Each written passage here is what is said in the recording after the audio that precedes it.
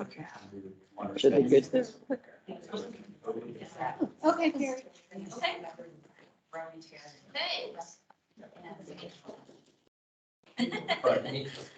Let's go ahead and take our seats. Go ahead and get this meeting started. I guess we have some technical difficulties, no problem now. So it is 1:08. We'll call the meeting to order. Roll call. Take the roll call. Okay. I'll do it. Thank you.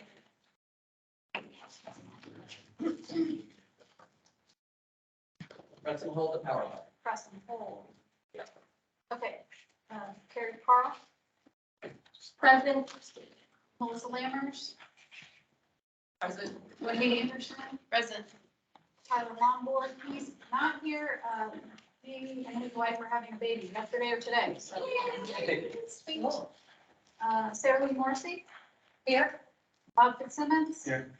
John Havlick. Is it not working? Jessica Gow. Here. Jack Surratt.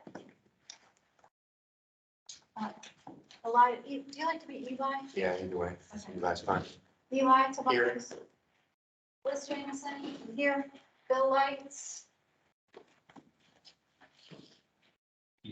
Bill's with us online. Can you hear us, Bill?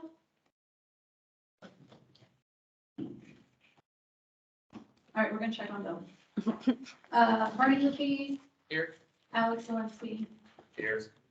And does the group need to vote to let Bill participate online? Okay. Okay, we need to vote to allow the people on. Is it only Bill? I see some other. Is it only Bill online? And then I guess that's you all. Yeah, staff. Volusia County. Okay, we need to, vote to allow Bill to participate online. I'm here. I'll second that. Melissa, second, all in favor? Aye. And before you go to item 3, can I just jump in real quick? You have a sheet in front of you, a little spreadsheet looking thing. We're required to keep track of the boards and this is in now. The racial makeup of boards. It's a voluntary form. If you would like to fill out the form and tell us race, gender, et cetera, I'll collect those and then just provide it to our county clerk.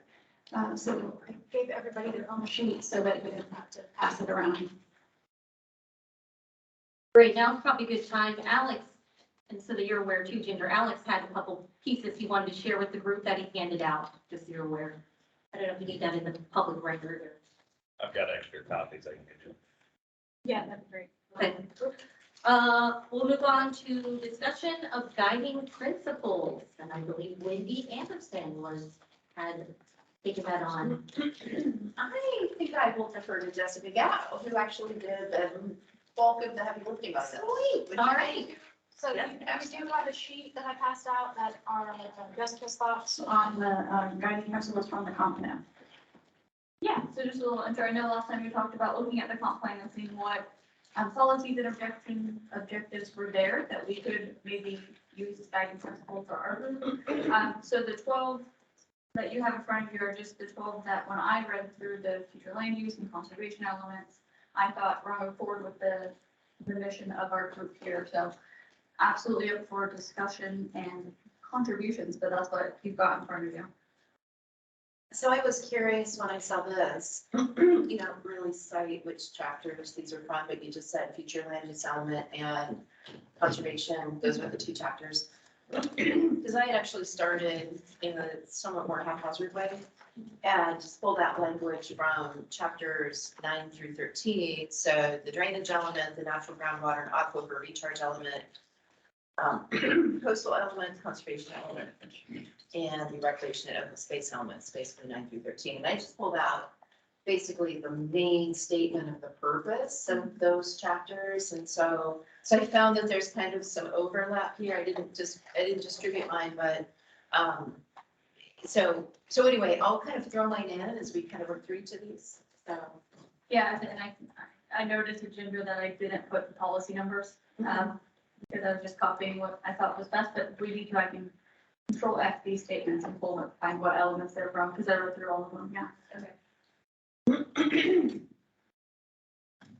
I guess since this is the first time we're looking at it, let's just take a minute to look through real quick and we got some discussion. Sounds good.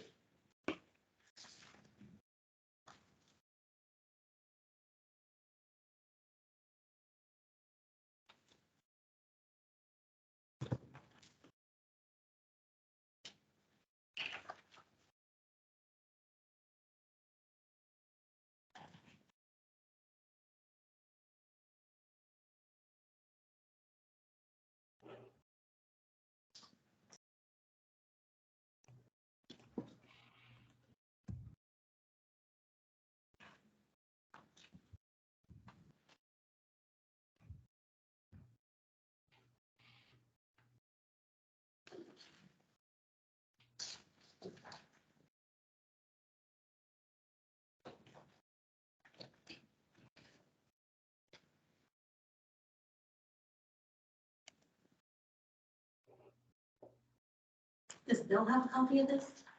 Did he have it or it was only? He does not have it. Okay, I could email him. okay.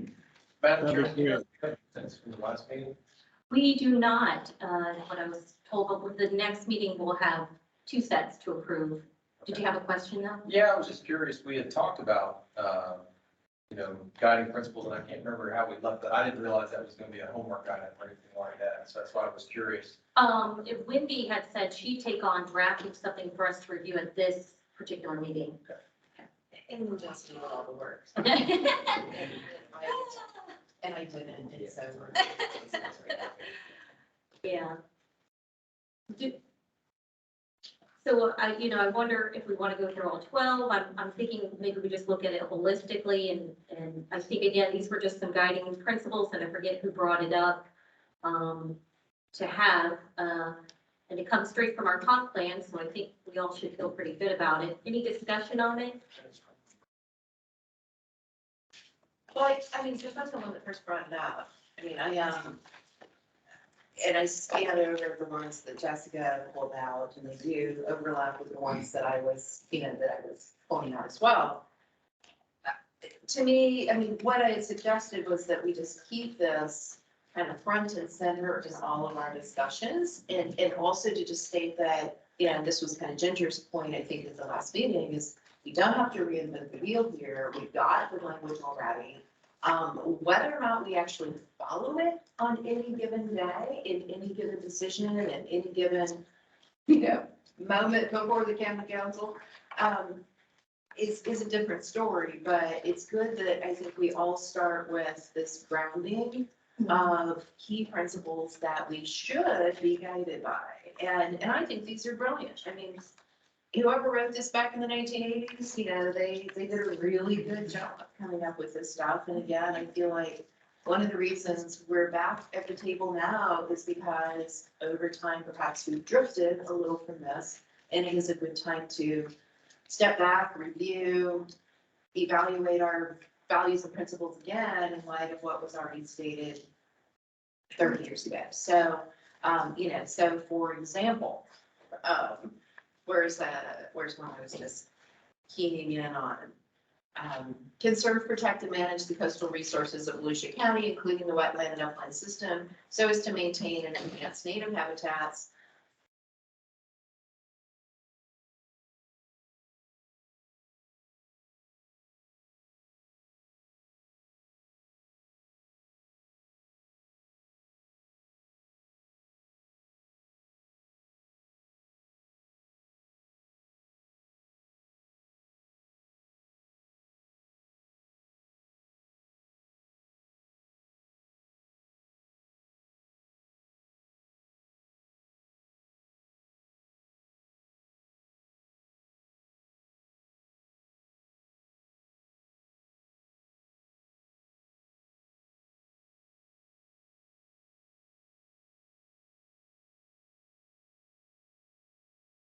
This is a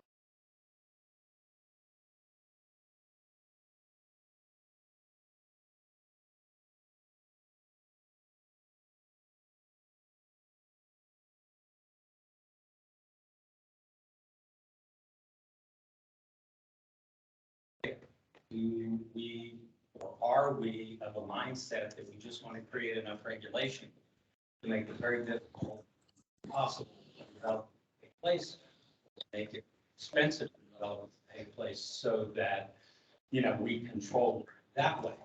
Or, and I subscribe,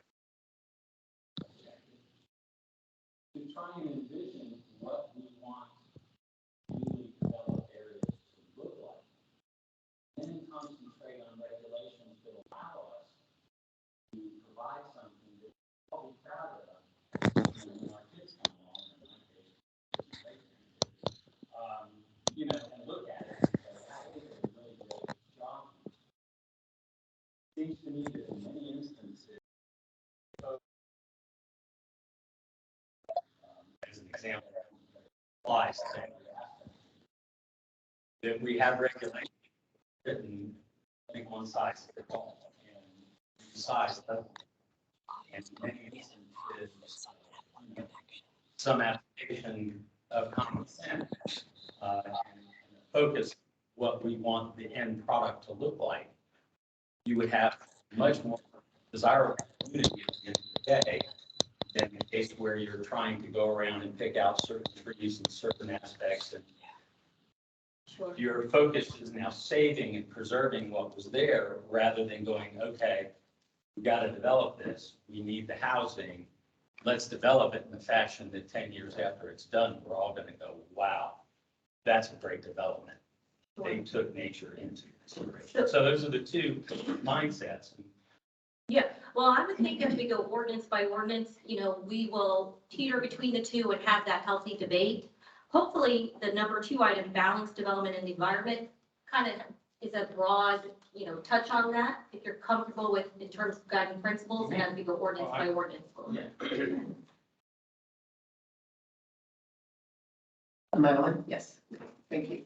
I also read through the whole future land use and annotated it, and I functioned on looking at the goals, especially and the objectives, not the policies. And because the goals are really very well written, and the balancing act comes through loud and clear throughout that document between the needs of human beings and our relationship to the nature that ultimately supports us.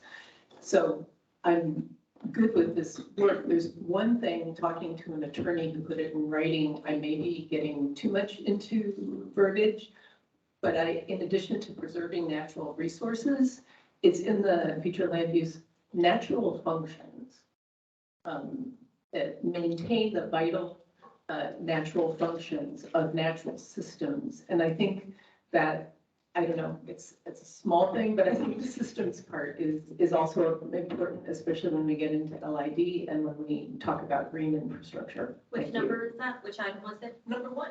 Number 1, oh. Yeah. I would even be good with number 1 being your whole guide. Oh, I see, where's the other? So if we include that natural systems, that little phrase, Maintain vital Yeah. natural systems. is that whatever would be comfortable with that?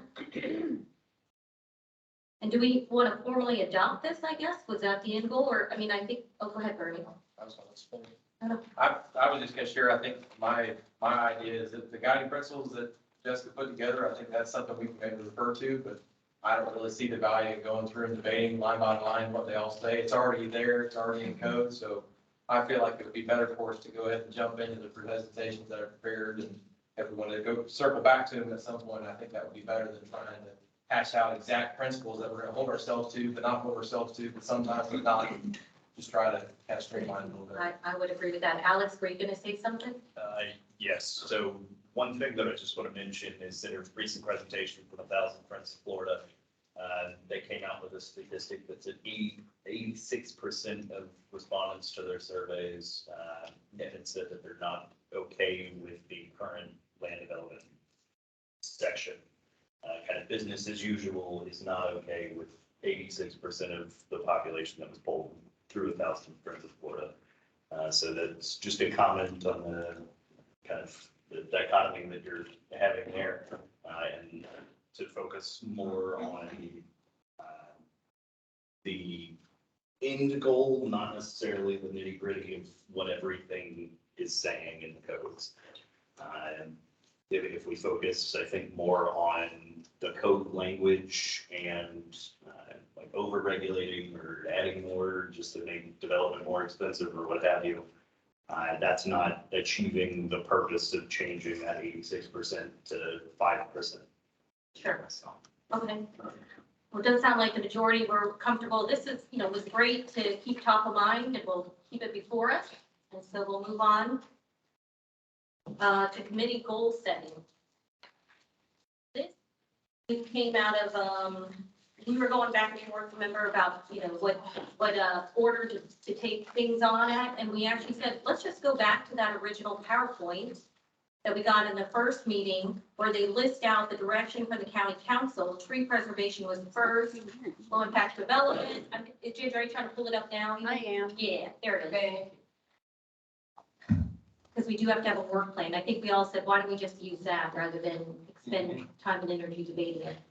Jessica? I would agree, but I think that there's probably more for us to do when we finish that. Because there are minimum standards that aren't listed as key topics that I want to make sure that we at least get a first review and comment on for everybody. I would agree. So it'd be this list and then a bullet at the end that says, and then focus on next steps beyond that. So, yeah. Any other comments on this? Otherwise, I think we should vote it in since we do have to have an action plan adopted. Can I ask a question? Oh, sure, Ginger. Sorry. Just a question about if this is actually the order that we want to do things in as well, or if this is just the list. When we presented them to council, it wasn't necessarily an order. And I will say, we'll talk about low impact development a little bit more. I feel like I'm just actually doing anything, but It's not. It's so people don't like hearing it. I just don't think it's actually, It's on. okay. I can hear it through the speaker. Okay, for low impact development, we'll talk about sort of the timing of our grant. So I just, as you're voting, I just wonder if you're. Yeah, I should have made that caveat on low impact development. I would propose that we do it in step with their grant program, not get ahead of it, stay up to speed with it. So minus that being second, we know it's really a floater. It's going to be based on Katrina's work. Go ahead, Jess. I was just gonna say, in the order, I'm gonna ask county staff if they would like the creation pieces to be last, because they're starting from scratch there, and updates are probably easier to get out. Yeah, Ginger, you have any? Well, creation of low impact development standards, I would say, we don't want it to be last. We actually want it to be, we want to be working on that now, and we are working on it now. We'll sort of give you that update. And it's a priority of the current county council. Of course, we're going to have an all new council here shortly, but, so I would say, no, not last, but, and then the adaptation to sea level rise and resilience, again, that would be something that would be creating new.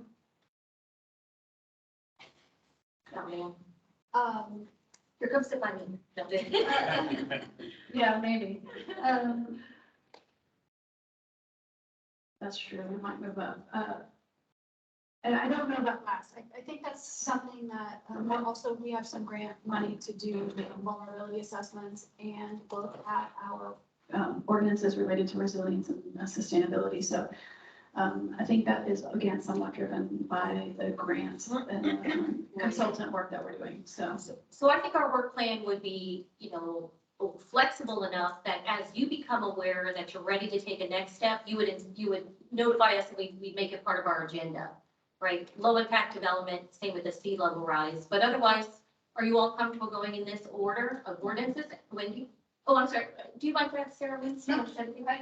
You're okay? Okay, Wendy? So, yeah, on the sea level rise and resilience item, it does seem like we have an opportunity right now, time is of the essence, coming off of the events of this fall, to really drill down on that one sooner than later. I agree, it's kind of a long range, very complex and politically touchy subject, but we cannot let too much time pass since the devastation that Hurricanes Ian and Nicole brought to our coastline to have the hard conversations about how we move forward from there. And I think it might behoove us to actually move that one up, to at least put some fences around things.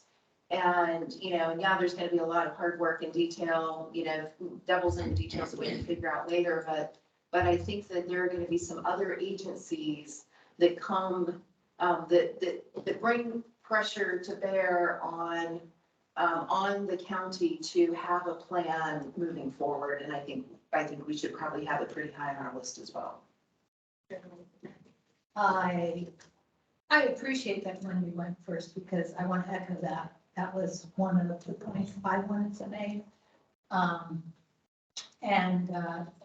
To the extent that staff is working with other agencies and or receiving grants, I think that can influence them, but I personally feel a sense of urgency, just living on the beach side and seeing how much it is changing day to day, even after Nicole. So I want to echo that. And then I want to also say that I feel a sense of urgency about the Indian River Lagoon.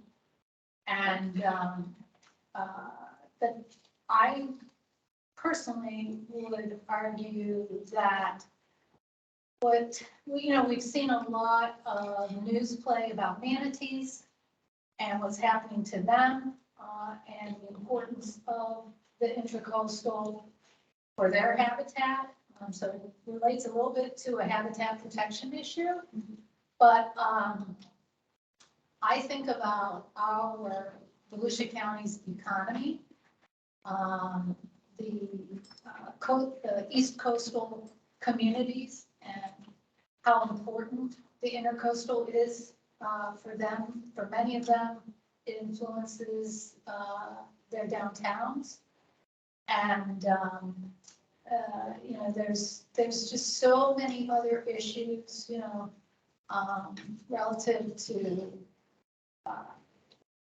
wildlife and the use of fertilizers, pesticides. I think about our very southeast area of our county and how important that area is to fishing and tourism. I just want to say that I personally would feel like the Indian River Lagoon overlay updates to those standards rises. Okay. Bernie? Madam Chairman, I'm not sure where we're at in terms of a motion on the floor, but I would suggest at this time that I move that we adopt these 6 items as our goals with no reference to order. That way we can go ahead and get the process started. We can adopt them, say that's the ones we want to start with. We get them all done, we can move on. And then we decide the order on a case-by-case basis. Sounds like LID needs to be first because of the pending grant. Once we get that one done, then we can look at the other remaining 5 and then decide at that time which one we want to go at next, rather than have too long of a discussion trying to decide the exact order 1 through 6. Is there a second to that motion? Second. Liz, all in favor, say aye. Aye.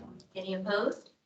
All right, so let's go ahead and I'll entertain a motion to adopt these as our goals. I thought that's what that was. Oh, that was it. Oh, I thought it was to, no, you're right, sorry. I would just add, staff heard some of the commentary about it, and I think that they're intuitive enough and sharp enough that when they think they can bring something forward for us for discussion within this as a priority. Yeah, I just want to make sure staff is comfortable. Ginger, you feel good about, okay. All right, very good. Presentations. Okay, well, I'm Katrina today too. Unfortunately, she's not feeling well. Sitting next to you, so I'm using my microphone that works.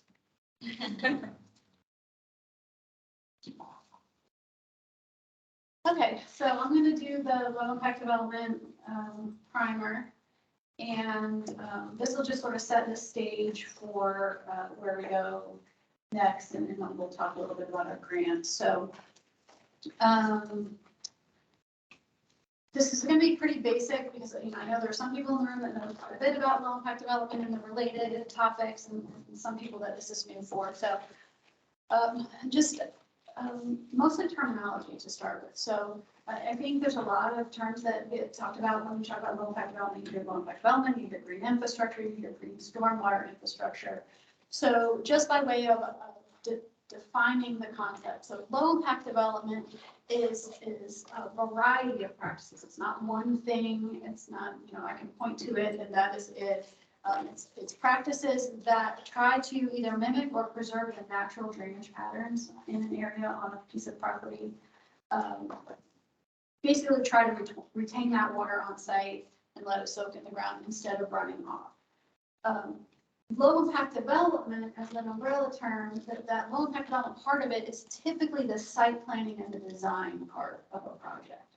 So that would mean looking at the areas of a piece of property that should be retained either for, you know, for stormwater issues, or if you have natural areas, you have really good high recharge areas. It's really at the beginning, it's the site planning part.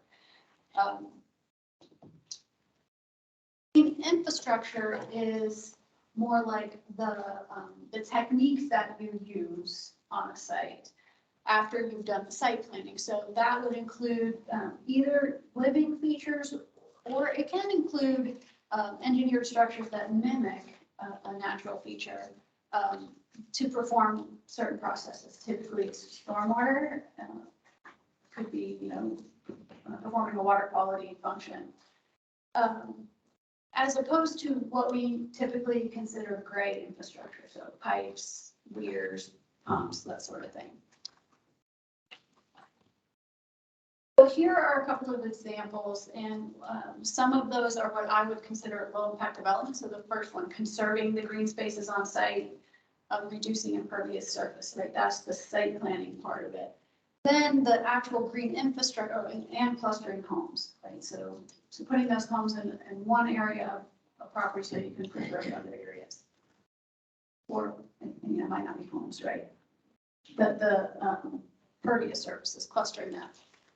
Some green infrastructure elements could be using permeable paving, doing bioswales, which kind of gets us back out of the you know, curb and gutter engineered systems into having the stormwater from the site run into a swale that then is vegetated and has water quality and other benefits. Rain gardens is another example. Green roofs, which is not used a lot, at least in our area, and vegetated walls. Also water collection, rain barrels and cisterns and those sorts of things. Exfiltration for stormwater is a great example of a low impact development or a green infrastructure technique. Curb alternatives. So an example of that would be if you're in a commercial parking lot that is curbed, you know, every once in a while have an opening in that curb so that the stormwater can go into a green space rather than run off into the storm system. Living shorelines, and then tree box filters, and that's the same concept, that the area where the trees are, the street trees, you know, can collect water. So those are just some examples, and that's why, you know, originally I said it's not one thing. It really is like a suite of alternatives to dealing with stormwater on a given site. A piece in here. Of course. I just wanted to add, I love this list. It is a great set of examples. Another thing is that we often talk about LID at several spatial scales. And some of the examples on the list are for what you would do on a single lot. And then others are at the scale of a whole neighborhood or development, you know, and others are at the scale of an entire city or region. And so, you know, like the conserving green spaces and, you know, clustering homes, those are kind of like neighborhood scale or regional scale, whereas a tree box is a very specific solution. And so, I don't know, are you gonna talk about treatment trains? Okay, so LID often incorporates multiple tools in a series of solutions so that as you move from a very specific spot across out over a larger site in a region, you're filtering and infiltrating every step of the way. So I just think that's a really important thing. Sitting in a meeting yesterday all day, we were presented with what I would deem a relatively ridiculous project that was then they had greenwashed it with some LED features. They had plucked a couple of items off the list and touted this big project as being LED, when really they hadn't thought about it very comprehensively. It didn't appear to me. So just, as a cautionary tale, I know I'm looking at the two smiles across the way here, but as a cautionary tale, we have to be very careful as we move forward in LED, that it isn't just a check the box kind of thing. And can I say something? This is Bill Lights. A lot of these items are also not allowed by code and not allowed by the water management district. So these are really great. And I was involved in the Florida Green Building Coalition Development Standard creation, and I'm all in support of this. But be careful that when you are developing these ideas, that it's actually going to be able to happen and be designed. These are not easy things, and they're not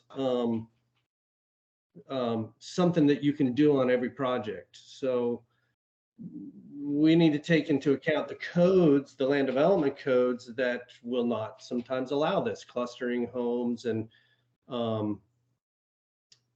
we do rain gardens, rain barrels and cisterns are kind of really small. And typically we did a design for the city of Edgewater Public Works, and they have a 200-gallon cistern, but really that's a drop in the bucket compared to really what you can be doing. So we need to be careful about that too. Make code revisions to allow this type of activity. Thanks, Bill. Sarah Lee. Whenever's the appropriate time, I'd like to understand what is not allowed by the water management district that conflicts with LID. Well, pervious paving. Go ahead, Bill. Pervious paving is allowed, but you don't get any kind of stormwater credit for it. Oftentimes, if you don't have the right water table, so sometimes LID can happen. In our county, we have the advantage of the west side of the county is up high, so we have a low groundwater table, so we can do a lot of this kind of stuff. But the flatwoods are very high groundwater table, like 10 inches, and so you can't do a lot of the type of things that you could do here, like exfiltration, without raising the site significantly. And then when you raise the site, that means you can't keep tree boxes and things like that, because you have to bring in 4 foot of fill. So these are really nice ideas, but we need to just be careful that we can actually do them when you're doing a design. If I can Go ahead, Clay. dovetail into that as well. It's not that the water management district does not allow for low impact development. The issue is, what are they doing as far as analyzing what kind of relief it provides in regards to storage, treatment? Because remember, they're looking at it from 2 primary functions: pre-post development of both quantity and quality.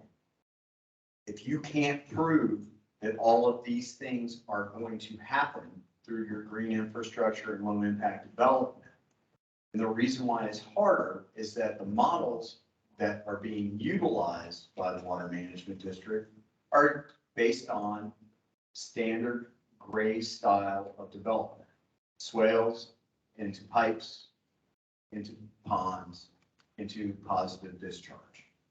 And so it's not that they don't allow you to do it, it's just a much more difficult calculation to prove you're getting the same lift with green infrastructure that you are with the traditional gray style. Does that help out? And then the last thing is that Bill hit on it, is that many developers do not want to bring in fill because it adds cost. But once you start factoring in flood zone, minimum flood elevations, clearances, et cetera, you are seeing grading. Many times engineers try to balance the site so that they don't have to bring in fill. That's why you see that stormwater ponds provide an economic method of balancing the site and killing two birds with one stone. I can now, if possible, use that fill material from the excavation for my stormwater pond.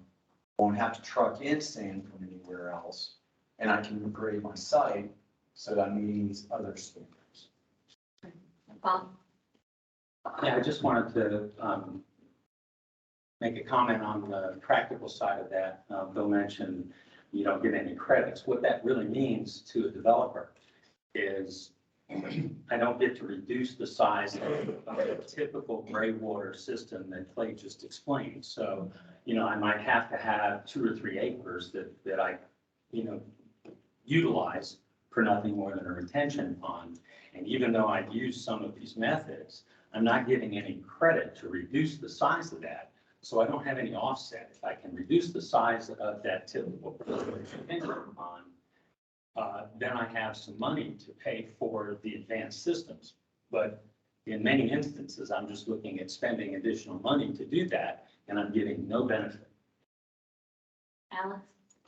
So this is a question kind of directed towards the county and the legal folks here. Is there any opportunity for like interlocal planning agreements or something like that?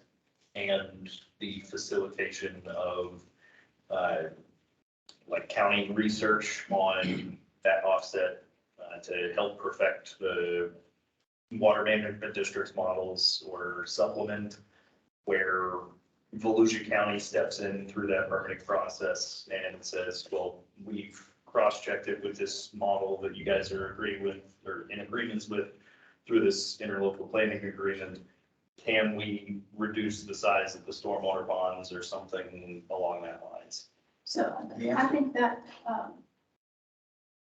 that's a great question. And what we learned at a recent impact development workshop was that there have been municipalities that have had success working with their water management districts and getting a design manual in place in their communities that then the water management district will honor those low impact development elements for their stormwater calculations. And so the community that presented about this was actually in the Southwest Florida Water Management District. But it's certainly a lesson learned that we have plans to go and meet with them and find out kind of exactly what they did in order to meet with their water management district and get approval so that then in their community they can use some of these alternative stormwater management and get the credit that then makes it easier for the developer to buy into because they don't have to do both. So that's definitely on the table and something we're going to explore. I think we should, there's still a handful, I think, of folks who may not be as familiar with LID. Why don't we before we jump into solving things now and writing standards, let's let Ginger finish if that's all right. Go ahead. Just some of the benefits of green infrastructure. Some of this is pretty common sense, but certainly there are water quality benefits to managing your stormwater on site. And green infrastructure elements typically will slow down the speed of the water. So there are water quality benefits to that. Water quantity benefits are obvious, right? It reduces the quantity of water that may run off the site. In some cases, depending on where you are, these low impact development or green infrastructure elements can actually infiltrate into the aquifer. So rainwater harvesting, which is certainly important on the west side of the county. And then a lot of these elements are aesthetically pleasing, right? So instead of typical gray infrastructure, we have something that looks more natural. Air quality benefits, certainly resiliency to climate change. And I think that these latest storms, leaving the beach aside, but I think we have a lot of lessons to be learned from these recent storms about flooding in areas that, we really hadn't seen flooding before. So we should be focusing on that resiliency, I think, as we move forward. And then, like Wendy said, there's small scale application and there's large scale application. And in the communities that have done this well, they have been using that treatment train sort of process where, you know, you do a little bit on the site and then you build on that throughout the community. Then, of course, habitat reduces the urban heat island effect. And there can be economic benefits if you're getting credit for those elements in the plan. So just real quick, we don't have a lot of experience with low impact development or green infrastructure projects in Volusia County for some of the reasons that we've already heard, right? You know, you have to do the pond anyway, so we don't have a lot of people, you know, just voluntarily doing green infrastructure projects. But we did work with Stetson on a demonstration project that was grant funded. And so it's a green infrastructure project where they took their traditional stormwater pond and they planted it in ways to reduce pollution and basically increase water quality before the stormwater discharges into Lake Beersford, which is impaired. So that's a neat project. It's at the Sandra Stetson Aquatic Center. If anybody ever wants to go look at it, and there's certainly educational signage. And so, you know, it's important to have these demonstration projects in the community so that if somebody wants to do something, they can look at what does it look like? What does it look like when it's installed? What does it look like in 2 years or 3 years? So that's one example. Another example that we, again, got grant funding to work on is a project called Community Resilience through Green Infrastructure in the Spring Hill community here in DeLand. And that's a project where we took an existing open space park area and added green infrastructure elements, including native plantings to that site to use again as a demonstration. Or, you know, as we've been working on moving forward with LID ordinance, I wouldn't say language, we don't have any language, but, you know, moving toward implementing LID standards in the community, we've really looked for a lot of resources, and there are a lot of resources out there. Certainly the University of Florida has a pretty robust program for ideas, and they have faculty members who are very experienced in low impact development. And as we move through our process, we may want to hear from some of those experts. And so, you know, when that thought comes to the mind of the group, just let me know, and I'll try to facilitate those experts to come and talk with us. So lots of information out there. I will say, we're talking about the grant. There are very few communities in Florida that require low impact development as part of the site development process. There are several who have stormwater manuals that provide the opportunity to have elements of green infrastructure in a site plan. But there are none that I know of that say your stormwater project must be green infrastructure or low impact development. So as we get further along, you know, we'll want to talk about, you know, how does the county implement this? Is it a voluntary program? Are there incentives? Is it a mandatory program? Are there elements that could be included? You know, is it a checklist? Like, here are 10 things you could do on your site, and you have to pick 3. And, you know, I don't know, just sort of looking at what's out there in the community, there's sort of a mixed bag. I'll just say that. Okay, so our grant that we have a Department of Economic Opportunity grant. It's $75,000. And we are working with the Regional Planning Council and the University of Florida to do these 3 things, basically. So ordinance recommendations. So they're going to look at practices of how to incorporate LID into our land development code, and that will be a deliverable with their recommendations. And then recommendations to county council to advance nature-based stormwater solutions. So there's 2 deliverable dates there. And then as part of that, developing a low impact development implementation guidebook. And that, in communities that have done this, that part's been critical. So there's basically it's like a stormwater guidebook that explains low impact development and provides basically the roadmap for people to follow. So that deliverable is May 31st. And we're just at the beginning stages of the grant. Unfortunately, it takes a really long time to get a grant through the process of going to county council, being, approved by the county, being approved by the granting agency. So we're really just at the beginning of that. So what I think would make sense is that as we start moving through that process is to bring the committee just regular updates, as we get a draft of something, or certainly when we get to a deliverable date to bring that forward, whatever recommendations we get from our consultants on that. Great, any questions, Sarah Lee? Did you, I want to clarify, did you say the consultant is the East Central Florida Regional Planning Council? Yes. Okay. And University of Florida. And then we actually are going to, there's a sort of public piece of that, and the county's going to handle some of that just internally. So can I ask you a question? Go ahead, On the best equitable practices to incorporate LID into the land development codes, are you also going to look at the zoning and allow density increases in places where you're doing LID?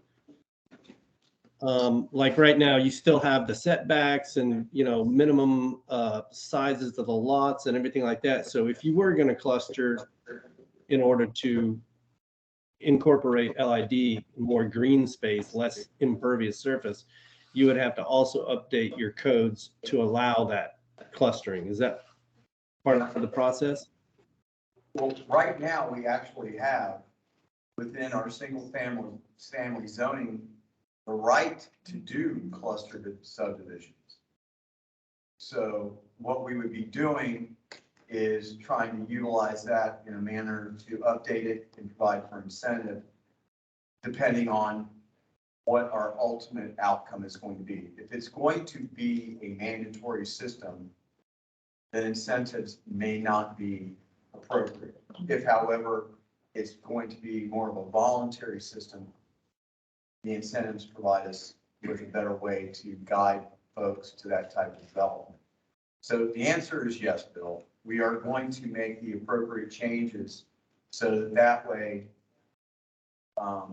we can improve upon what we currently have in our code. Yeah, Are you talking about the sorry. conservation subdivision part of the code where you're allowed to cluster if you save conservation area? No, right now you can come in and depending on what the zoning is, for example, R3, R4, which are single family, which require 10,000 square foot lots and 7,500 square foot lots respectively, you could come in and do a cluster subdivision without having to go through a PUD, without having to go through a special exception, just through the subdivision process. And that allows for the reduction of the lot size down to 5,000 square feet. Ginger Regan. Yeah, so certainly a part of the grant work is to identify barriers both in our existing code and then with other agencies. So for instance, the Water Management District. So that's the first step really, is to see, what our codes look like now and are there barriers to implementing these types of methods? And then if so, and I believe there are barriers, both at the county and at the other agencies, then how do you overcome those? What needs to be changed? So it's probably less likely to just be one single section of the code. This is the low impact section. It's probably more likely going to be, these changes need to be made to the stormwater section of the code. These changes need to be made to the zoning section. Here's what would go in the environmental section. So in my mind, at least, it's going to be pervasive throughout local comp plan and the land development code. And so. Great. Wendy, did you have a question, comment? I was just going to take Bill's question and push it out to an extreme, just as a thought experiment. So clustering is one step in that direction, but what about going vertical? So, if we're going to be reviewing zoning, at what point do we need to start pulling back from single family homes? If you're going to put them 10 feet apart from each other anyway, why not just attach them to each other? And why not just go up? And so, there are places where I think it's prohibitive to have, or it's prohibited to have multi-story buildings. But if that's the ultimate way to protect the maximum green space, is to build up, we need to start making that an option. So I'm just gonna put it out there. I know it's kind of radical, but you have to start somewhere. Great, No, that's really good, Wendy. You're right. great. So Ginger will keep us posted on the grant work and we'll review and comment as she brings those forward. All right, move on to the tree protection standard. Okay, this requires a little technology shift. Well, first, let me just ask your opinion. So, we got a little primer at the last meeting about how we have minimum environmental standards in chapter 50 of our code, and we went through those minimum standards. And then the minimum standards, so that's what applies everywhere in the county, within all the cities, that's the minimum standards, the bones. And then everybody, the cities in the county have implementing ordinances that then takes those minimum standards and operationalizes those, right? So for every topic that we're going to talk about throughout the however many years we are all together, there will be a chapter 50 portion of that topic, and there'll be, in our case, what we call chapter 72, the land development code portion. And I know that's a little bit confusing, and it's certainly confusing to flip-flop back and forth between them a little bit. So in my mind, at least, and I'll just be the first to admit that my mind doesn't work like everyone else's all the time, so maybe it's just me, but I feel like today, as we do the trees, and then, as we go forward, going through the chapter 50 to understand clearly what is required everywhere would be helpful. Then move to the implementing ordinance. That's where we'll probably see the most changes, because that's what we control at the county. So that's what Keith and his team enforce every day. And then if there are changes in the implementing ordinance that then necessitate a change to chapter 50, then we kind of work a little bit backwards. That makes sense to me. I don't know if that makes sense to everyone. That's sort of how I set it up for today, just because it was logical to my own brain, but I'm open to suggestions. I think Bob, I think that's the way to go. You have to understand chapter 50 before you get into 72. So I think that's a great suggestion. So that's, Question. If we focus in this specific example between chapter 50 and then chapter 72 there, chapter 50 is applicable within the municipalities. Chapter 72 is only unincorporated, correct? correct. So just keep that in mind moving forward. If we're wanting the standards to improve inside the municipalities as well, we need to focus more on chapter 50. Yeah, that's a great point. And the process is a little different too. So if we make changes to chapter 50 that apply within the municipalities, then that requires them to change their ordinances as well. And so it requires coordination with them. So, but beautiful point. If what you want to see are changes in how things are done in cities, then we're going to want to propose changes to chapter 50. But so at least for today, I thought, and what I provided were not changes to chapter 50. So if you looked on the website, the documents that provided, I basically gave chapter 50. There are a couple of comments in there, but no edits really. And then in the implementing ordinance, we did have a number of edits based on things that we heard from council already and those sorts of things. So Can I make a comment? So chapter 50, we already have minimum standards and they apply to the, our guidelines that we have come up with. And if we do make changes there, so each city has their own rules and implementing guidelines or codes. And so like the city of DeLand has very more aggressive standards than chapter 50, and the New Smyrna Beach does too, but Daytona doesn't, and Edgewater doesn't, and Seville doesn't, and all these places. So if we do increase the standards for trees in chapter 50, then they will all have to change their codes and increase their rules up to that 50, right? Yes. And then I thought you did distribute the chapter 50 changes with strikeout and underlines with comments. Wasn't that your suggested changes? Oh, 72. 72. Yeah, there are a couple of comments, but I don't think I did any strike-through underlining. That's been clean, I think. This might be a good time. And I, thought about having it added to the agenda, so I hope it's okay to bring this up. I think when we talk about changing chapter 50 minimum standards, because it impacts cities, there would be, and you need their coordination, you need their buy-in, really. It'd be a whole strategy to do that. So, to think we'll just come and raise all the standards and then it goes well. If we really want to see, substantial change, I think it's going to require outreach. I think it's going to require, getting public support to rally behind the increase by their own elected officials. So don't forget, they are autonomous. And, to just come in and tell somebody how to do something, I just think that we would want to be very tactful in how we do that. We're the county, we don't have to be tactful. Well, I'm going with that. Yeah. To unpack that process a little more, as Ginger described to us in our first meeting, anything that we end up proposing has to be vetted by the cities and then ultimately goes to the county council. So I'm not sure what happens in that vetting process with the cities, but ultimately, is it that the representatives from the cities, whether that's city managers or whoever, basically end up lobbying the county council to not approve things that they're not comfortable with? I mean, like, how does the county respond to city pushback? Hold on one second. Okay. Go through the process that we utilize for chapter 50 amendments.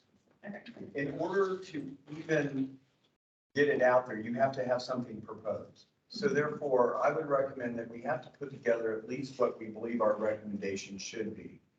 At that point, we typically send it out to all 16 cities, and we also send it out to environmental organizations such as the Environmental Coalition, Council.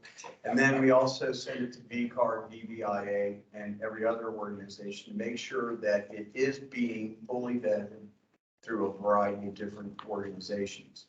Once we've accumulated everyone's comments, if there's an overriding theme, obviously, we're going to be looking at what changes have to be made. At that point, it's a policy decision as to whether or not the council, and if it does, it has to go, if the council decides to go with the staff's recommendations or the recommendations of the other agencies or organizations. We try and strive to come forward with a unified proposal. If there's not, that's when we identify that as a decision and policy making requirement of our county. Melissa, she had her card up for what? Did you have a question or is it gone now? I think that answers it pretty much, because the original minimum standards were agreed to by all the municipalities, correct? No? No. Okay, I know they're not being followed by all of them, I just wondered if they've been agreed to. Okay, thanks. Okay, well, so just be mindful of that. Sarah Lee? yeah, I hope you don't mind that standing, but I can't sit for long periods. Remembering back into the 80s when all this went forward, Carrie, I think your point is a good one, that first of all, we don't even know as a group what we think. And that's the first step. And that might take more than one meeting to decide as a group. I do think, though, that if, for instance, on any one of these issues, we can use trees as an example, let's just say the group has, maybe it's not a clear consensus, but there's some, considerable discussion to move in a certain direction. I would propose that as an advisory committee, that's actually potentially suggesting we move forward with changes to minimum standards that affect all of our cities.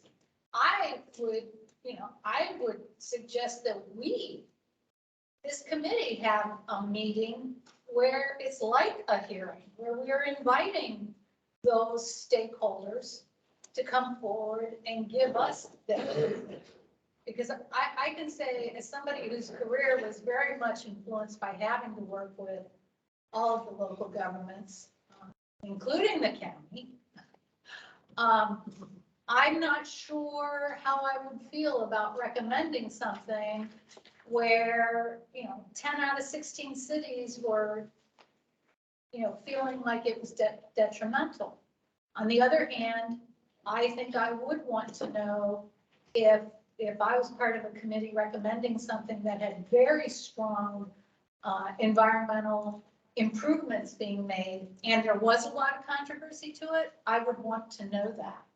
So that's something that I think as we move forward, we can think about. Yeah, I agree with you, Sarah, but to Clay's point, we should figure out what we're thinking Yeah. first, but then I agree wholeheartedly in bringing him into a consensus. Okay, so we'll add it on the agenda to a future agenda, but you're right. Why don't we do what we think is ideal for the environment and balancing that with development? And then we'll get into a more hearty debate about how we increase or not increase, may not even be, it may be a moot point. Alex, did you want to say something? Yeah, the only follow-up, this is a comment, not a question, but I just don't want to spend for the next however long we're together, focusing on chapter 72, and then projects that we're trying to influence just annex, and all the work that we put into it gets deleted. Because it's now a chapter 72 for the individual municipalities rather than the county. So that's my focus on the chapter 50 rather than 72. Yeah, I mean, I would almost say we do make it an agenda item, how we would address chapter 50. I know, I hear what you're saying. Maybe not everyone wants to increase chapter 50 at all, but we do know there are some who would like to, that we should. Ginger, you looking confused? No, okay. But yeah, we'll wait till another meeting to dig into that. Let's go with your trees and Jessica, go ahead. Just a question when you talk about process and outreach and changes. I think, based on appearing before election, a lot of local governments don't know what the minimum standards are, or their planning staff might not read. It's not for lack of effort, I'll say. I was gonna say, shame on them. So I was going to ask if related like outreach or planning directors or planning staff on compliance with 50 in their code and kind of how it works, like what does that look like in there? Yeah, so it looks like a couple things, a couple of years ago, might have been 3 now, we did outreach to all of the cities. We had regional meetings and we invited all the cities and we went through what all the minimum standards. And as you might imagine, that was sort of a mixed reaction, right? Some people were like, oh yeah, we totally know, and our codes are up to date, and some people were like, no, we're not gonna do that. In addition to that group presentation effort, Keith and his staff have reached out to all of the cities individually, to their planning staff, and as far up as they need to go to find somebody that actually knows what a minimum standard is, and sort of polled each city about what do they know about the minimum standard, are their codes, in compliance, and then are they implementing the minimum standard? So we do have that information, and then some of the cities we work really well with, and if they change their ordinances, they reach out to us and say, hey, we're changing our tree ordinance or whatever, let's make sure it meets the minimum standards, and there are some that they're not doing any of it, so it's definitely a mixed bag. Liz? I just have one comment along those lines, is, the cities that aren't compliant at all, that is a form of rebellion. And then one size does not fit all. As Bill alluded to earlier, things that affect the west side of the county are different than things on the east side. So we really need to be aware and sensitive to, you can't do one thing and have it apply to the whole county. Yeah, that's a great point. And I think when we look at today and maybe, at the next meeting, when we really look at what's in for trees, what's in chapter 50 and then what's in 72, you'll really see that the intent of chapter 50 was really to just set that baseline and not hold any particular local government accountable for the process that they use, or like, for instance, we'll see, removal of trees requires replacement. It doesn't say what that replacement is for a city, just that it's required. So there's room for, individuality in terms of city, but there's the intent that there be this baseline. So I think that will become a little bit more clear as we go through. I have copies, paper copies of what I'm gonna show if anybody either, didn't print it or wants one or whatever.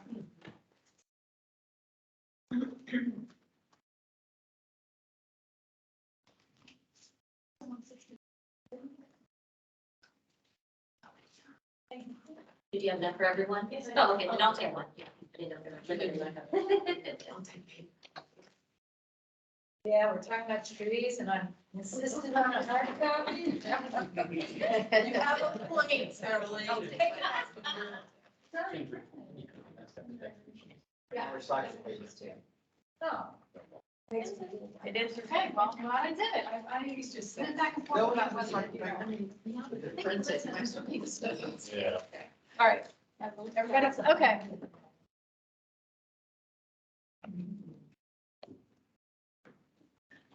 I'm gonna have to sit up here because there's no control of the keyboard.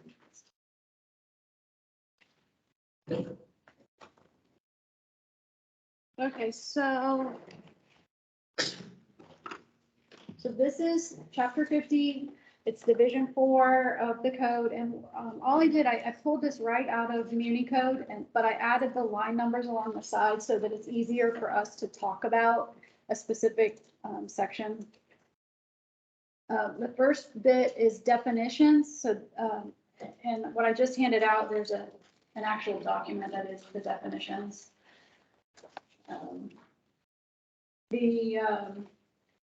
Let me pull that up. Do you want to talk about definitions first? I mean, they kind of come first, I guess. Well,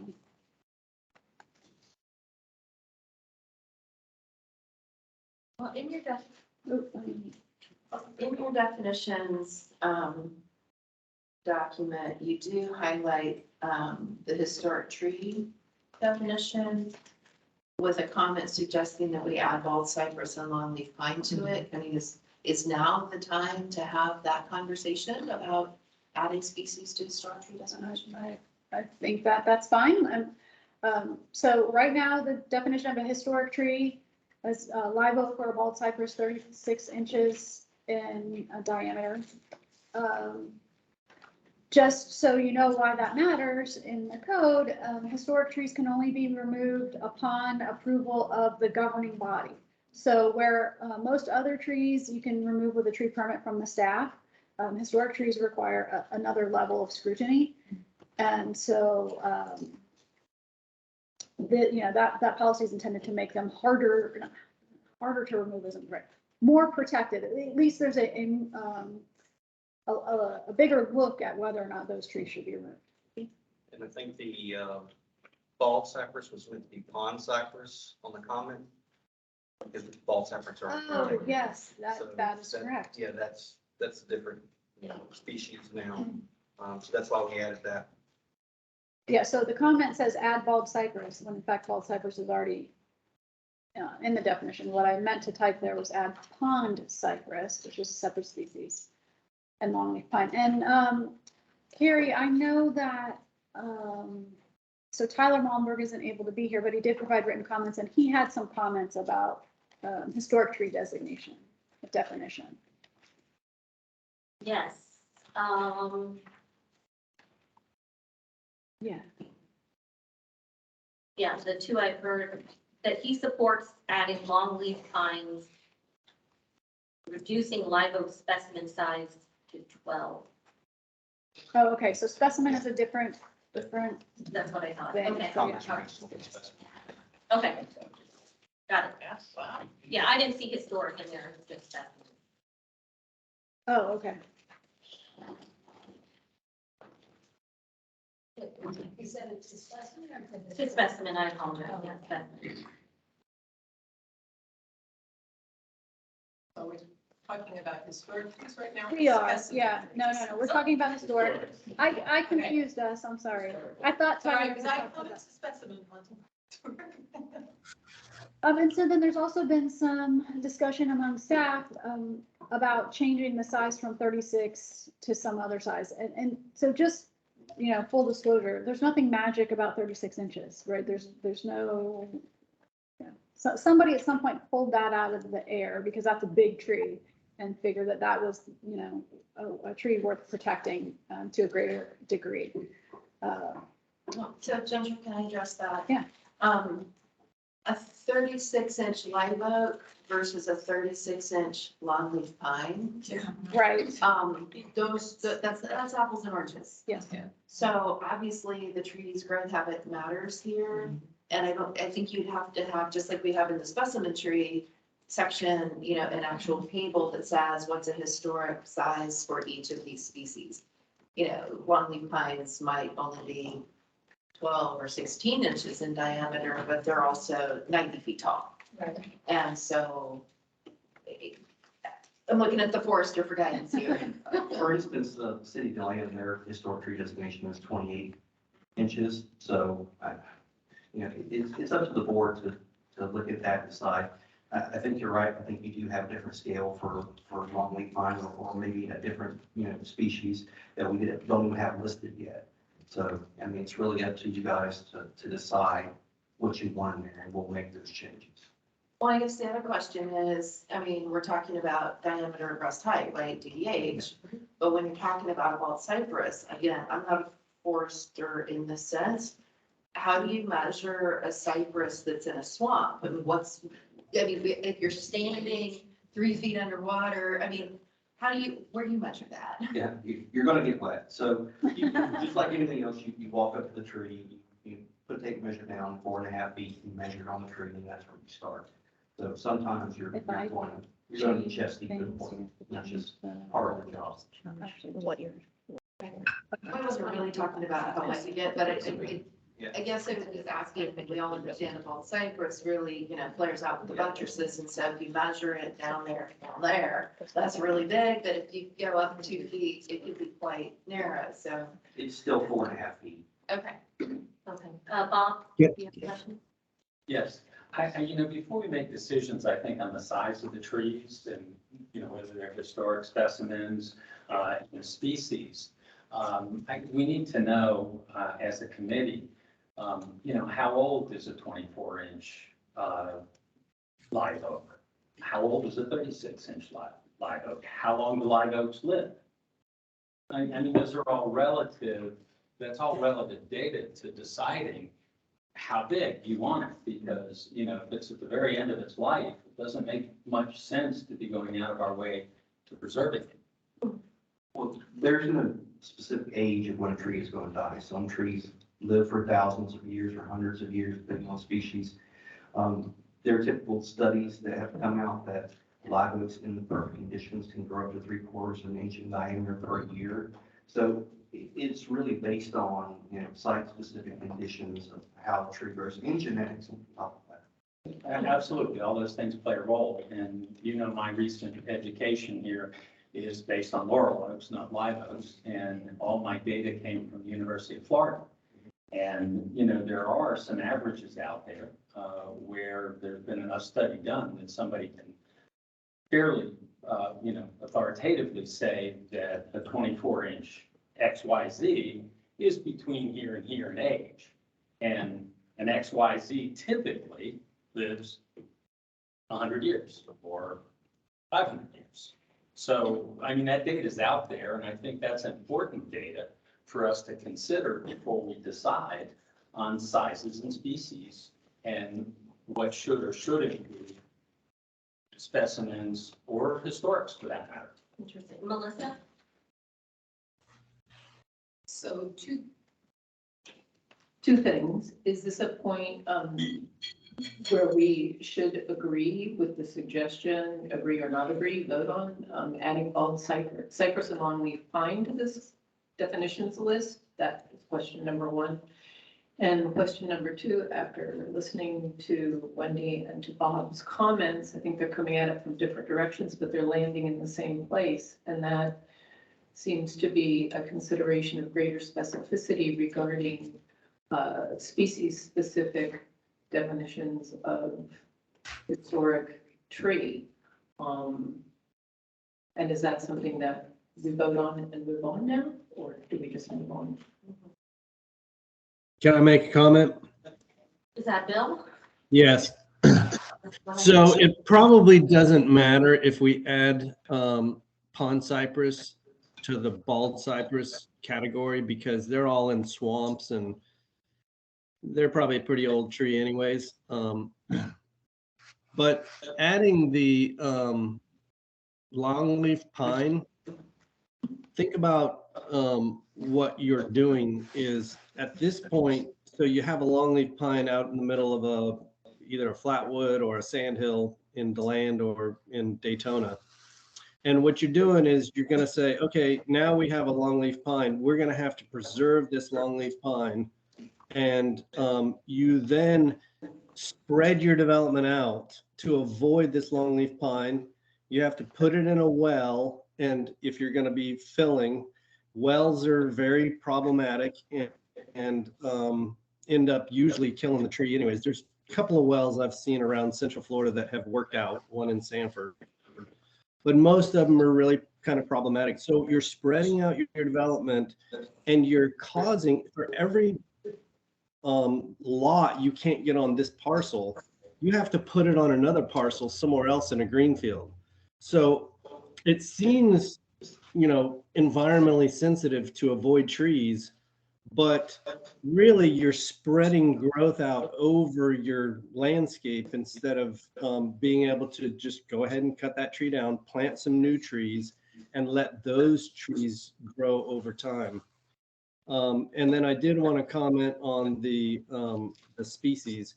So Bob, live oaks and cypress and longleaf pine actually are very old lived trees. They all will go to 300 years old.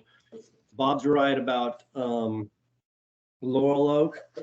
There are some species that absolutely should not be considered historic because they only grow to 75 years on average anyways.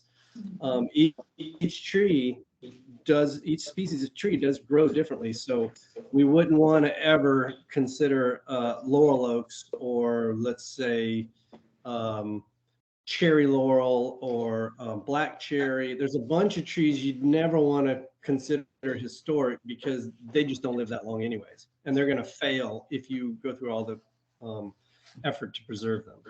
Okay. So I would suggest, yes, let pond cypress be added, but don't add longleaf pine.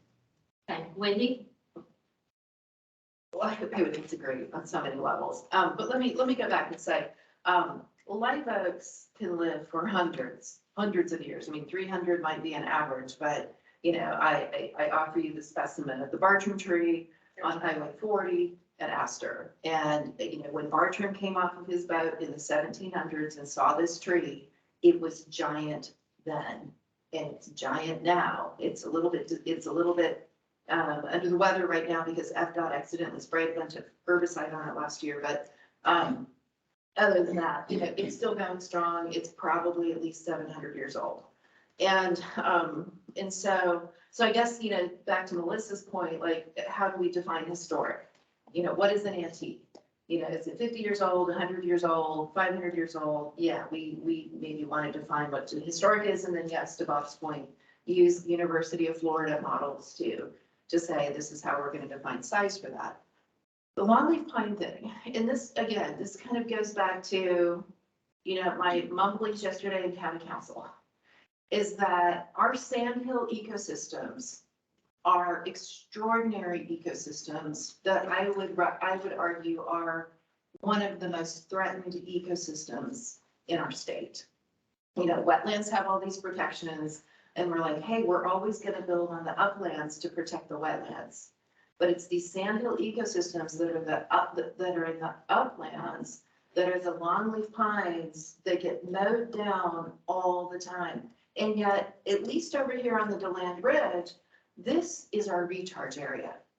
It isn't the wetlands that are recharging, it's the sandhill pines that are doing our primary recharge. So if we were actually talking about, aquifer recharge today, we would say protect every single one of those longleaf pines, because that's the place where the recharge is happening. And yes, spread out your houses. I love cluster development. I'd rather us build skyscrapers. But so for those of you who don't know, I live in Victoria Park, and it was designed in the late 1990s with all of these things in mind, and it really could be a model for this. We protected a fair number of longleaf pines there, and we've got longleaf pines right next to houses, 90-foot longleaf pines. In fact, the homeowners don't like it because the pine cones are always dropping on their cars, and don't park your car there. So, I mean, we have done an extraordinary job of building an entirely clustered, high-density neighborhood and protected a bunch of pines. It can be done, and it should be done. And so I just make an argument for leaving the longleaf pines on there. If it weren't for the cabbage palm, they would be our state tree. Jessica? A few points out Friday quickly. One, to Bob's point on getting more information, I agree, but I also want to make sure that I hope the goal of this is to go through these standards, say, here's what we're thinking. Ginger, Keith, can you guys ground check this for us? Here's the parameters we think, and when it comes back next time, we're not going to spend another 3 hours going through again. We're going to say, yes, this is what we intended, let's approve it. So that's just general direction. I don't want us to say, we need to know about this, and the next time we say, oh, I'd like to know about this, and then 6 months before we have a tree ordinance. Second, on the longleaf pine, I agree with the table and chart format. It's not even currently listed as a specimen, so that would at least be a starting point. If we're not ready to make it historic or we have questions on size, at least a specimen tree, I think would make sense. On the historics of what is historic, I just wanted to say, beyond 52, what I have seen most local governments do in their historic tree section is they have a catch-all at the end where they say, these defined species, this DDH, and any other tree that the commission will dedicate as a historic tree based on history or use or unique characteristics, which I haven't seen that used before, but I like that it's there. And so that's another avenue of it will take a grassroots effort, I'm sure, of people going to the commission and saying, this tree has this history, you should save it. But that flexibility is in there from what I have seen. And then I had a question. Well, I would just like to say that we're talking about chapter 50 minimum standards. The definitions right now, so many changes when we buy in from the cities.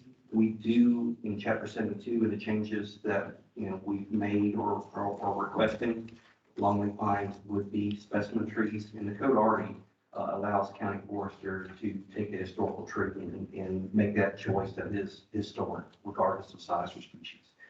So I already have that ability. I don't know if you want to move on, get through the definitions, run through chapter 50 and get into chapter 72, which is where we have those changes and where you guys can kind of hash out, things that you can change now. So then I guess the question is, longleaf pines countywide and municipalities as well, do we want them to be historic or specimen or leave it as is? That's what I'm hearing. Me personally, I'd like to get through the code itself before we start trying to change definitions, just to see how it's used.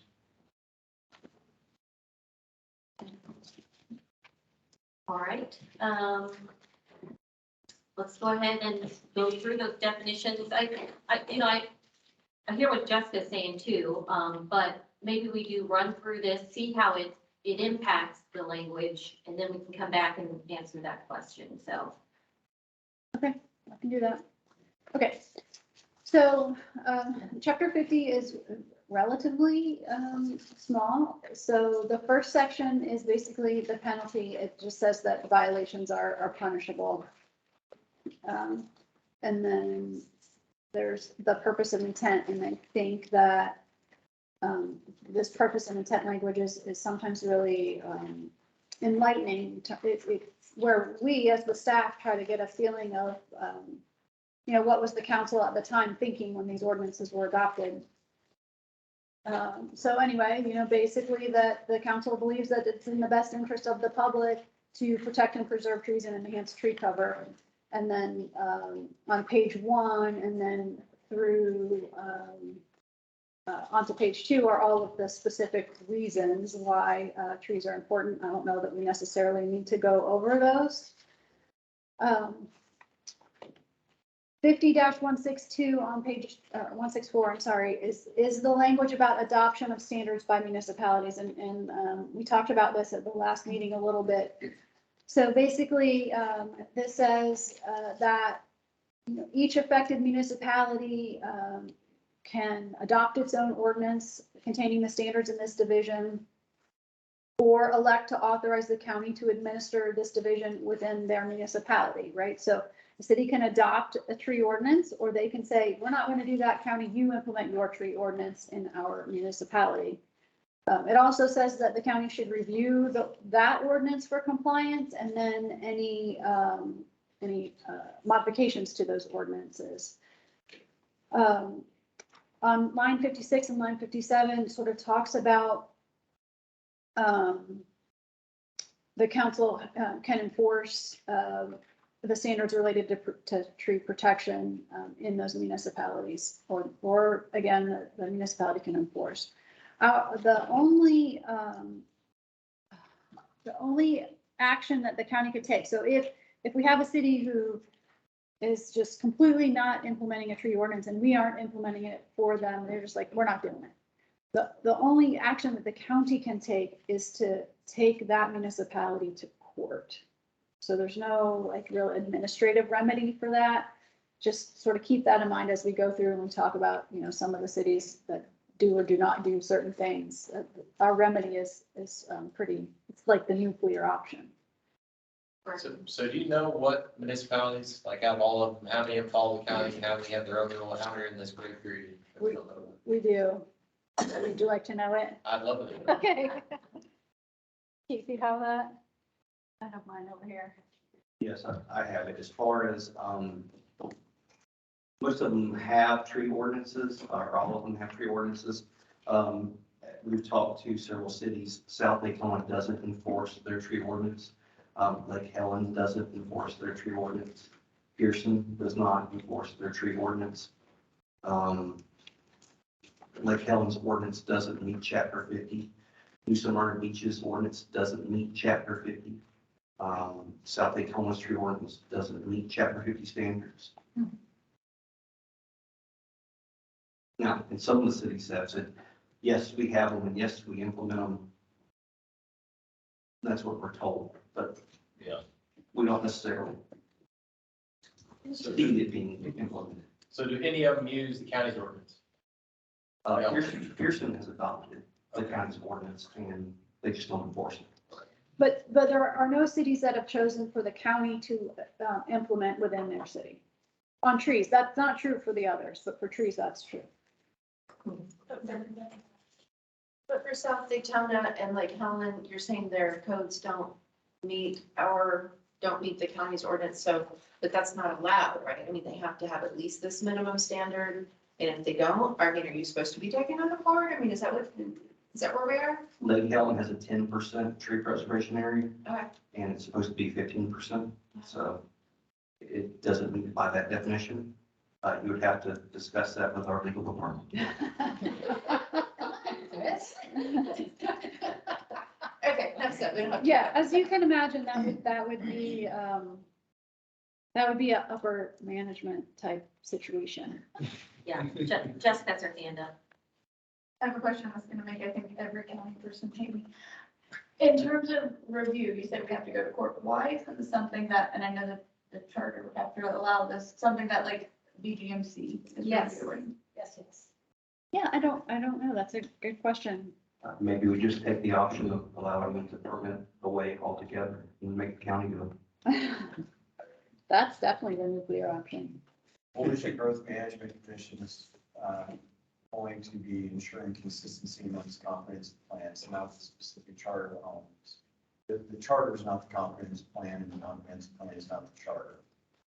And so the charter spells out for each of the different standards how we are supposed to ensure compliance with minimum standards.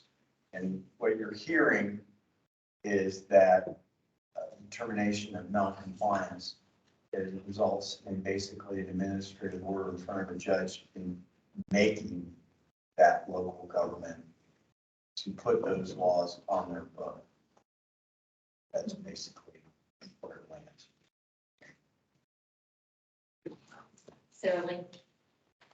I think there's, we could probably spend at least an hour questioning that and debating it. And I don't think that's the best use of our time right now. I do think at some point, there needs to be an agenda item about enforcement. And because it's not going to just be section 50, it's, a whole host. I do think it's interesting to have that information for us as we discuss each standard. I know you surprised me pleasantly in one way and in a different way elsewise. So I think, I'm going to leave it at that. Great. Yeah, Jack. All the more reason to have a buy-in by the cities. I think it goes back to saying, hey, we need to create a plan that they will find maybe, maybe they're hesitant about it, but they could find it reasonable.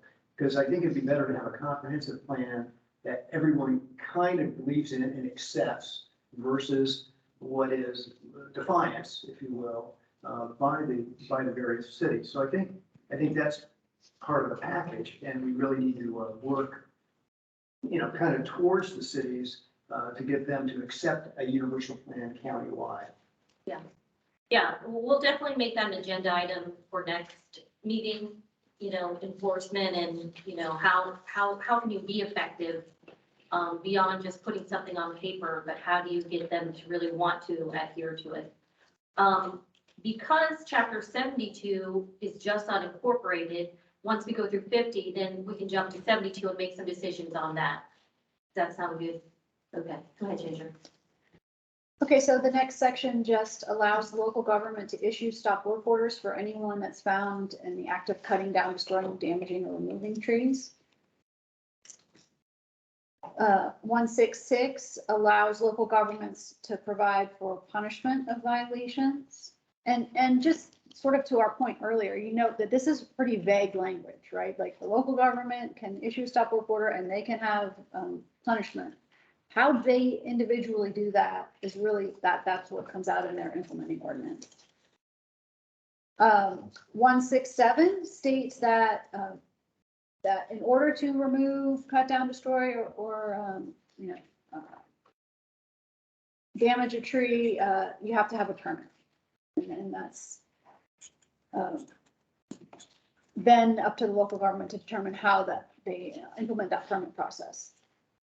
168 allows for administrative procedures and says that the local government shall provide basically the procedures for how to implement the ordinance. One thing that is, I think, particularly important to think about, and we have to explain this a lot to folks, is that local governments have the ability to provide a variance or appeals procedure for any of these standards. So, a lot of times we'll get a call, oh, I see this thing happening in, pick your city. How is that possibly consistent with the minimum standard? Well, we have in our code and the cities have in their code procedures for, a variance or a waiver. So it may be that that city is in fact meeting their code because they've gone through their established waiver process. So kind of just something to keep in mind that all of us have certain waiver provisions, and cities may in fact be doing exactly what their code says they should be doing. The numbers here are sort of the standard of review for issuing tree removal permits. So the extent to which the use of the property requires the removal of trees, the desirability of preserving trees, the extent to which the area might be subject to increased water runoff and other environmental degradation due to removal of trees. So, the theory is that any of the local governments should be looking at these things when deciding to issue a tree removal permit. The desirability of preserving or enhancing tree cover, visual screening, and then the effect that changes in natural grade will have on the trees to be protected. This section 169 is about exemptions from the permit requirement, and keep in mind that these are the only exemptions in Chapter 50. So you couldn't have an additional exemption in your implementing ordinance. You don't, as a municipality, you don't have to allow all of these exemptions, but you can't have more than these. So property that's classified by the local government as single family or two family and is owner occupied is exempt. So on your lot that you live in, you have a classification with the property appraiser, tree removal on those lots is exempt. Some cities don't have this exemption. Some cities say that trees on your lot are not exempt, but the minimum standard allows that. If the property contains agricultural uses as defined by the division, and that is one of the definitions. Can I jump in there? Yeah.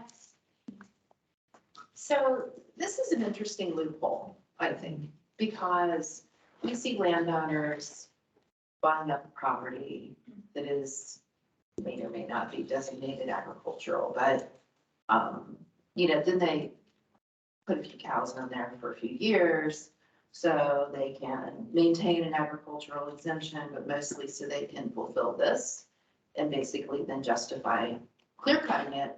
And then, of course, they come before a city or the county and ask for, for a zoning change. And so I think that this, obviously we don't want to hamstring our farmers, our real farmers who are actually growing real food for the real food system. In my opinion, they're super important and we need to do everything we can to protect and promote this. But the loophole that's being used in agricultural exemptions as a stepping stone to suburban and urban development, I think is problematic. And so I wonder if this particular statement here could be tweaked to prevent that. Right now, Isn't that one of the look back things we're gonna consider? Yeah, in Chapter 72, we have a little bit more language about that, and we are asking if we want to change that. But that's in our implementing ordinance, not here in the minimum standard. So what we've said in Chapter 72 is that we have a 3-year rebuttable presumption that if you clear your parcel for agricultural purposes and you come in within 3 years to develop it for non-agricultural purposes, you still have to comply with the tree preservation requirements and do the mitigation for the trees that were removed. So that's our attempt to ensure that you're not having bona fide agriculture being used as a screen for future development. And again, the property appraiser is one who determines whether or not you have bona fide agricultural activity, then they provide the ag class. And that's what we default to on a lot of these. Well, if that's a standard used by the property appraiser, that makes a lot of sense. I would also argue that 3 years is not a very long time, and that a lot of these land buyers are in it for the long haul and can easily wait out 3 years. So. Understood. Alex. And on that, that's specific within Chapter 72. And a lot of these ag properties that flip like this end up annexing before the actual development process starts. Or even during the development process, if they're shut down in the county, annex afterwards, to kind of avoid that. And to put some timelines on that, before this, I passed out aerial images or an aerial time lapse of Volusia County. And if you watch where these development projects are happening right now, the planning for that, as far as land use, happened 20 to 15 years ago. So that 3 years is definitely not enough time to capture that. And just to stress the difference between the 50 and the 72, trying to embed this within chapter 50 would stop that from kind of being dismissed when land gets annexed in a city. So maybe what we could do is I'll put a note here that when we start to talk about chapter 72, we talk about that rebuttable presumption, then maybe revisit whether the group thinks it would be valuable to put that language in the minimum standard and what the number of years is, of course, but does that make sense?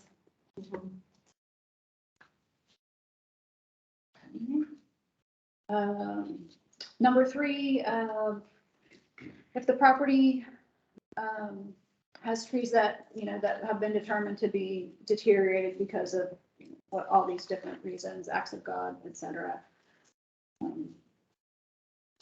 Number 4, if the property is within an existing public or private right-of-way or maintenance easement and contains trees that have to be removed for safety of the motoring public, or that disrupt public utilities, etc. However, specimen trees are not just wholly exempt in rights of way. Specimen trees can be removed only upon issuance of a permit, and then they're subject to replacement.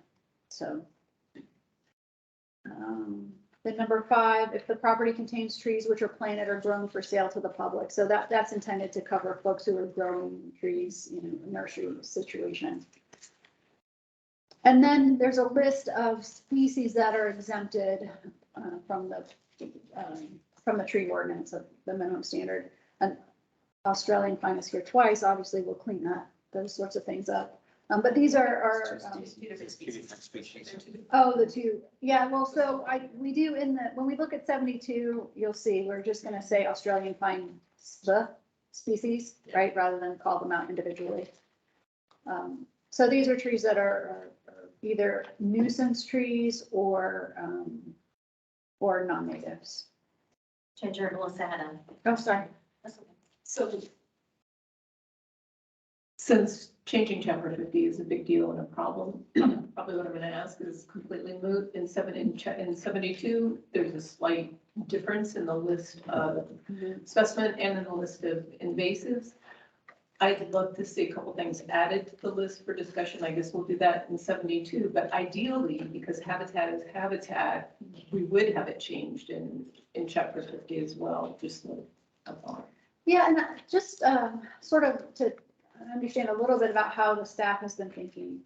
If we end up opening up chapter 50 for changes, there are probably some changes like that, sort of administrative things, cleaning up that we should do.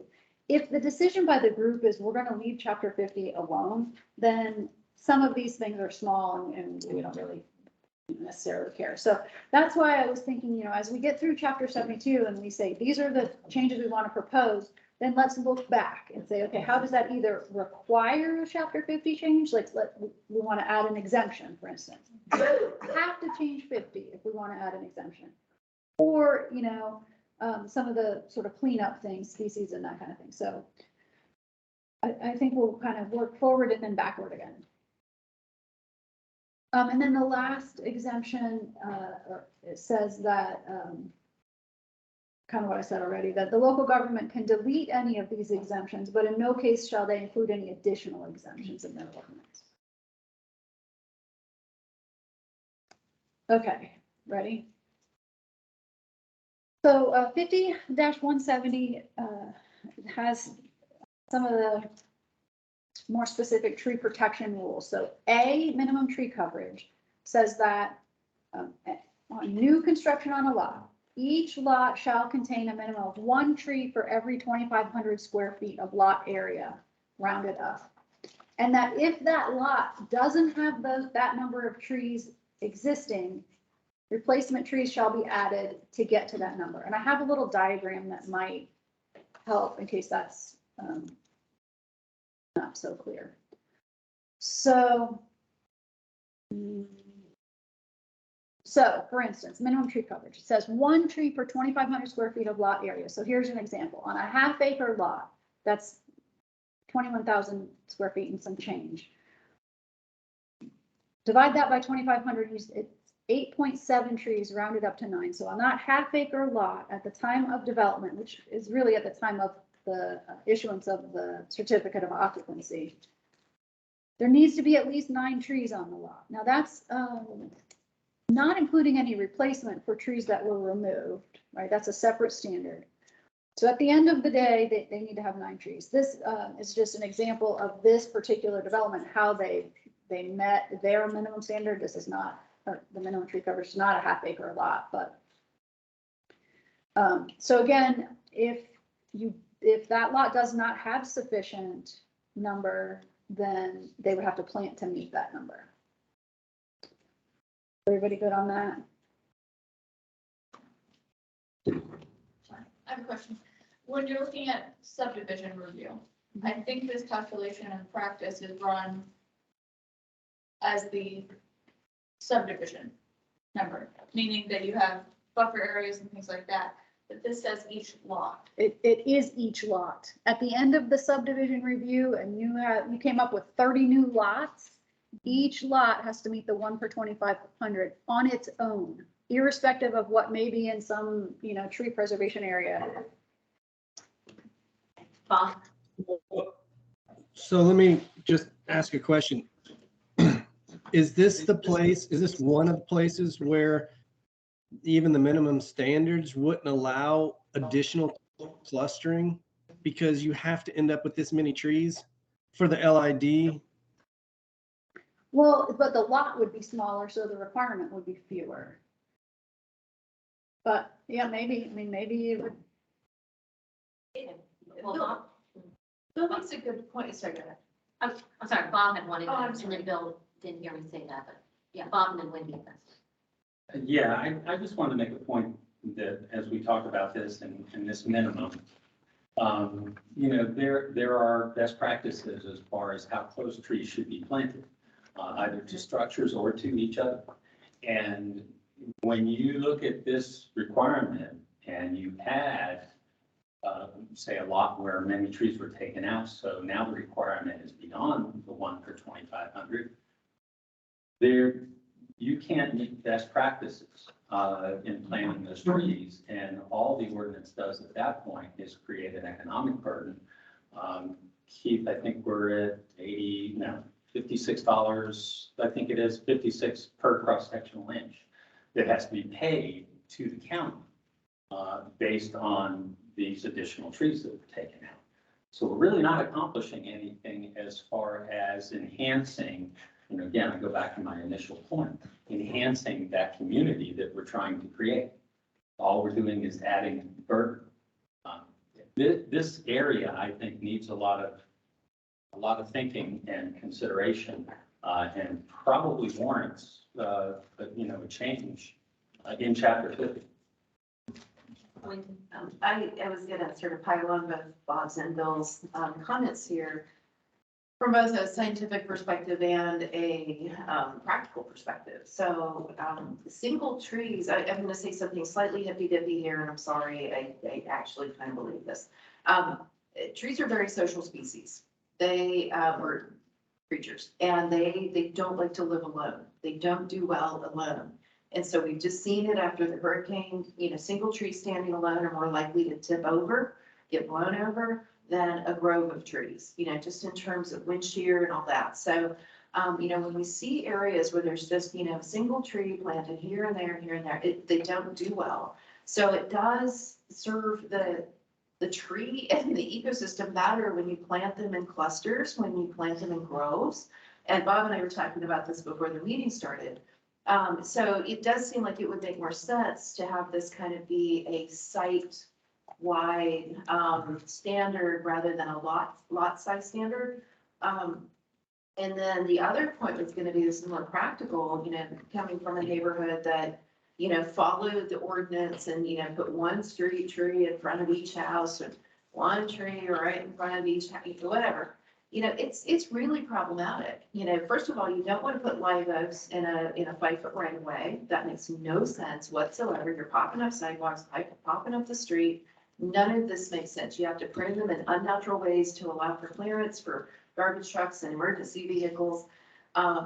And then if you plant a tree too close to the house because you have a front yard that's only, 10 feet by 40 feet, there's no room for a tree there. It just doesn't make sense. And yet, the ordinance is requiring builders to put in these trees in the most inappropriate places. Florida-friendly landscaping, the sort of guiding principle there is right plant, right place. We just don't put the right plant in the wrong place. So, yeah, I think that we have some work to do on this particular line, so. I will If I say, could just clarify a couple of things. We don't allow street tree planting, we don't count them. If you plant them, Okay. that's on, we're not requiring street trees. Secondly, in all the 20 years I've been doing this, I've never seen a lot that couldn't meet the minimum standards and meet those spacings. It's when you add the additional replacement onto that, it becomes an issue. One tree per 2,500 square feet is almost never a problem. and the reasoning behind that is that you, while clustering the trees makes sense from a habitat perspective, and there is a section of the code that addresses that, what we don't want to end up is large areas where there are 0 trees, right? Because, even a tree in a yard has value for wildlife, for heat island and those sorts of things. So that's why there is this section. Now, is 2,500 square feet the right number? I don't know, but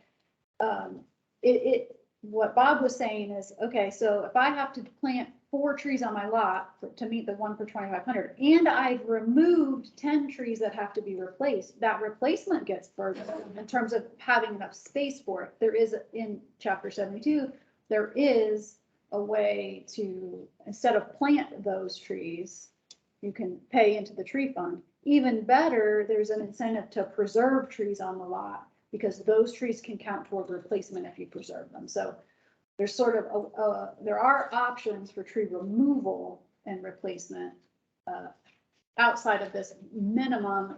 When you're done, you need to have this number of trees. And Ginger, is that protected specimen and historic trees? Maybe describe a little bit of that for everybody. I don't understand the question.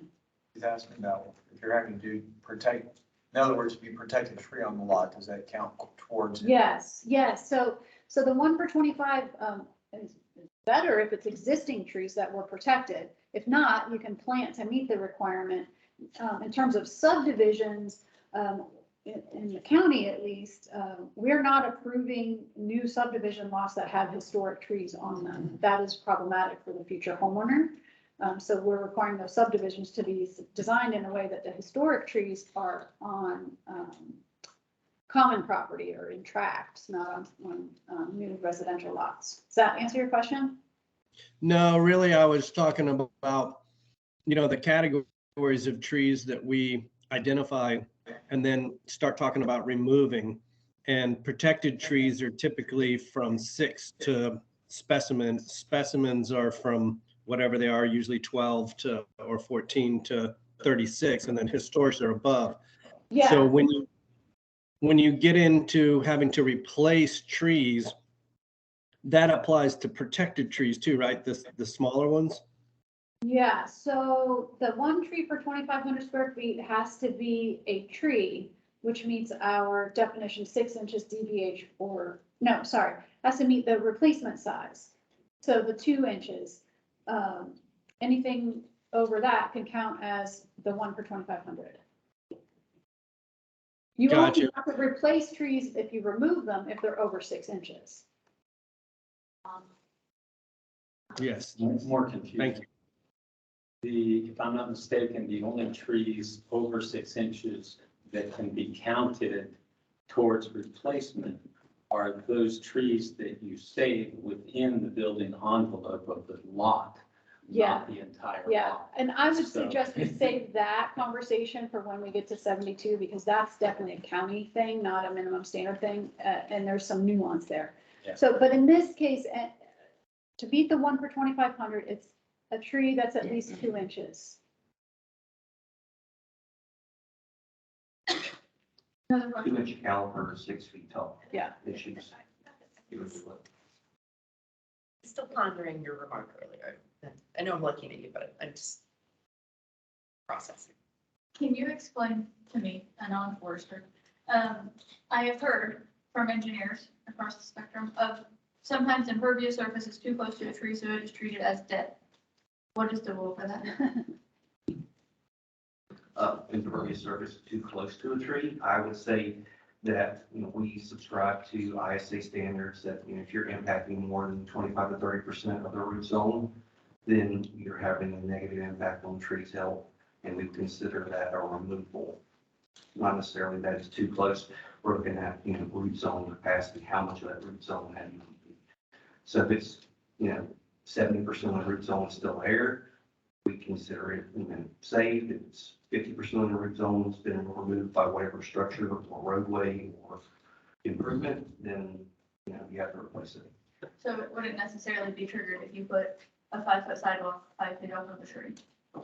Well, that would typically sever that root zone. So there are alternative construction methods, and we work with developers on this all the time. You can go above grade, you could bridge it, you could, there are utilities that can go through the root zone, you can do directional boring. There are things you can do, root pruning to keep trees or to save the root zone of those trees. Yeah, we had that on a site and they got too close to a tree, so they had to consider it an impact and they had to do replacement, even though they really weren't taking out the tree. So Keith, is that in the code or is that up to your discretion? Well, it's in the code as far as the definition of effective to destroy. And it's up to our discretion to determine if that tree has been effectively destroyed by the activity. You can keep the tree there. We don't, if there's no real target, you can still keep the tree there if you want to. We had this situation where someone's putting a road next to a historic live oak. We considered the tree removed. They paid the mitigation. They left the tree left the tree in its place, did not remove it. So depends on the situation, whether you have to remove it or not. Yeah, but there is a definition of effectively destroy the tree, and so we use that to determine if a specific tree has impacts that meet that definition. Then, like he said, we would require replacement. That's one more question on that. Okay, so, and how long after construction does that tree need to stay alive and healthy? Because, and let me just give the example, earlier you made a reference to tree wells.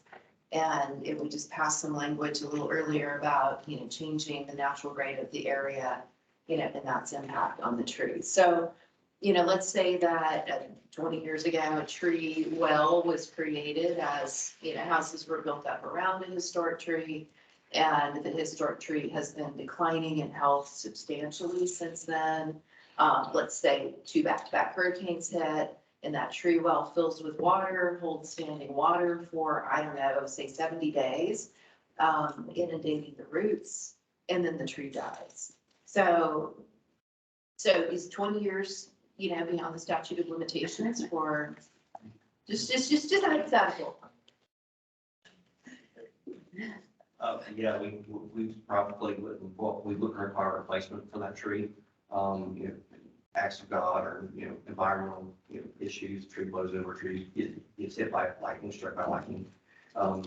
Whoever HOA or whatever property owner owns it, they can call us, we'll come out, we'll take pictures, we'll document it and, give them an email so they can remove it with no tree referral required.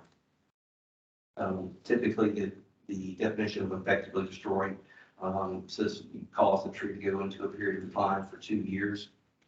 So that's what we're looking at. So if anything that you're doing is going to cause that tree to go into a period of decline in the next 2 years, we're going to say that tree is effectively destroyed. Okay. So number 2 here on this page says that at the option of the local government, cross-sectional area may be used as the replacement criteria to meet the minimum tree requirements above. And then the total cross-sectional area provided shall equal or exceed the sum of the cross-sectional area of the replacement tree. I have a graphic to help with this.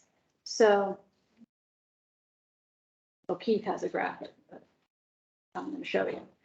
So ignore the 15% because this is in the land development code, but here's a graphic that talks about cross-sectional area. So when we talked about measuring a tree at 4.5 feet above the ground, that's diameter at breast height. You take that diameter, divide it in half to get the radius. Cross-sectional square inches is the radius squared times pi. So that gives you how many cross-sectional square inches is in that tree. That metric is then used to figure out replacement. So in our example, a 15-inch DBH tree has, of course, a radius of 7.5. Square that, multiply it by pi. 15-inch tree has a cross-sectional area of 176 inches. That's then used to figure out how much replacement. In our case, the county's code says 15% is the traditional replacement for trees removed. So for that 15-inch tree, you would do 26 inches of replacement. Again, that's cross-sectional inches. You take the cross-sectional inches, figure out what size trees you're replacing, and that gives you the number of trees you need to replace. So at 3 o'clock in the afternoon, math isn't fun, but, and what we do is, because, you know, this is, it's not hard math, but sometimes, you know, it's not everyone's forte. We do have an actual spreadsheet that we give to folks that, you know, if you have a 2-inch tree, it's this much, a 3-inch tree is this much, and you can just plug in how many 2-inch trees, how many whatever, and it figures out your cross-sectional area for you. And that's how we know what you need to replace. And then Ginger, if you could describe that, those cross-sectional square inches that are replaced with containerized stock, that is measured at the ground, right? That cross-sectional square inches of the replacement trees instead of at DBH? It's measured at caliper height.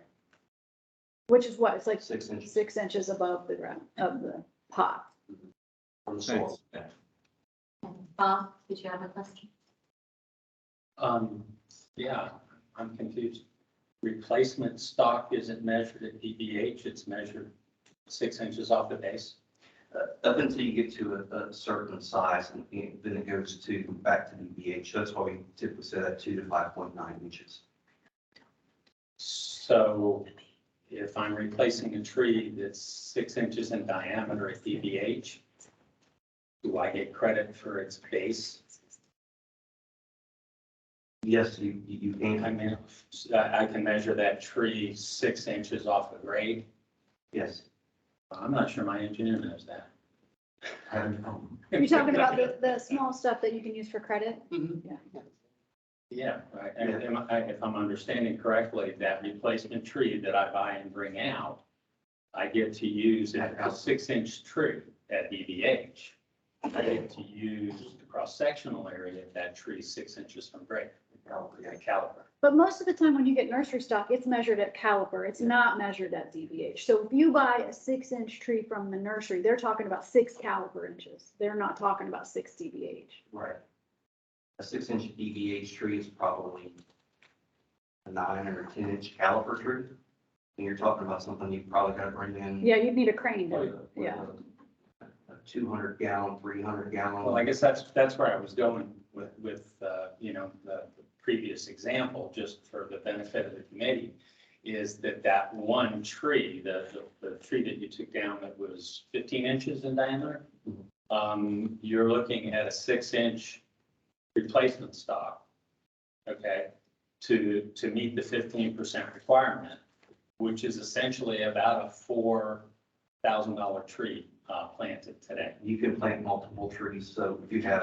I get that. I'm just trying to make the analysis simple. And you can also leave what we designate as natural vegetation retention areas in the project, which house your replacement inches.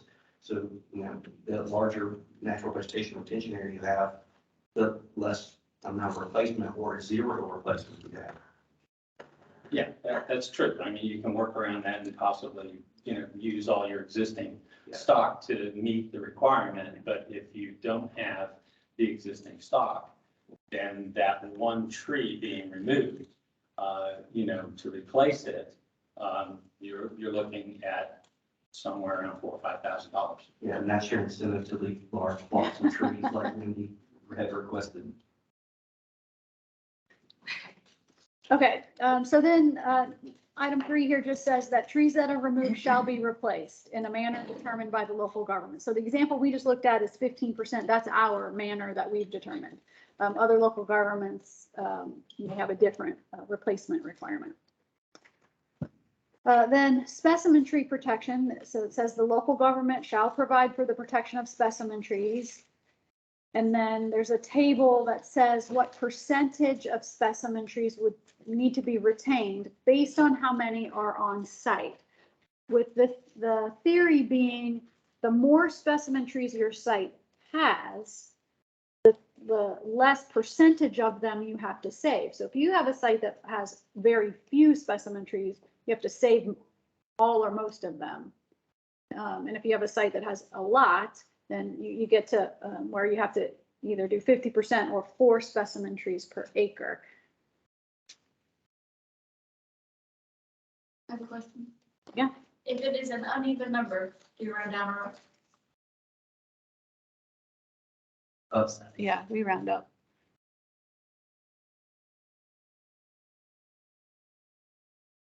And those specimen trees have to be identified on a tree survey on the site development plan. And then they have to be protected. And that's where, I said in the county, we want those trees outside of lots. Because once they're on a lot and that lot becomes owner occupied, those trees are exempt from tree permitting. So we want those outside of lots. Here's the other sort of big requirement, right? We've got minimum trees, we've got replacement of trees removed, and then C, we have tree protection area. The minimum standard says that 15% of the square footage of any development shall be designated for the protection of trees. So we have a little graphic about that as well. So here's just an example of a development plan. This is a commercial plan. And so 15% of the total development must be set aside for protection of trees. In this case, the total development is 113,000 square feet. 15% of that is 17,000 square feet of area. And in this example, they've provided a little bit more than the minimum requirement. And we highlighted that in this highlighted area. So that's 15%. And I know that a lot of times we see projects where we think, oh my gosh, they clear cut the whole site. Where's their 15%? Oftentimes it's on the edges, right? To facilitate whatever the development is. So this is just one example of how this, this developer met that 15%.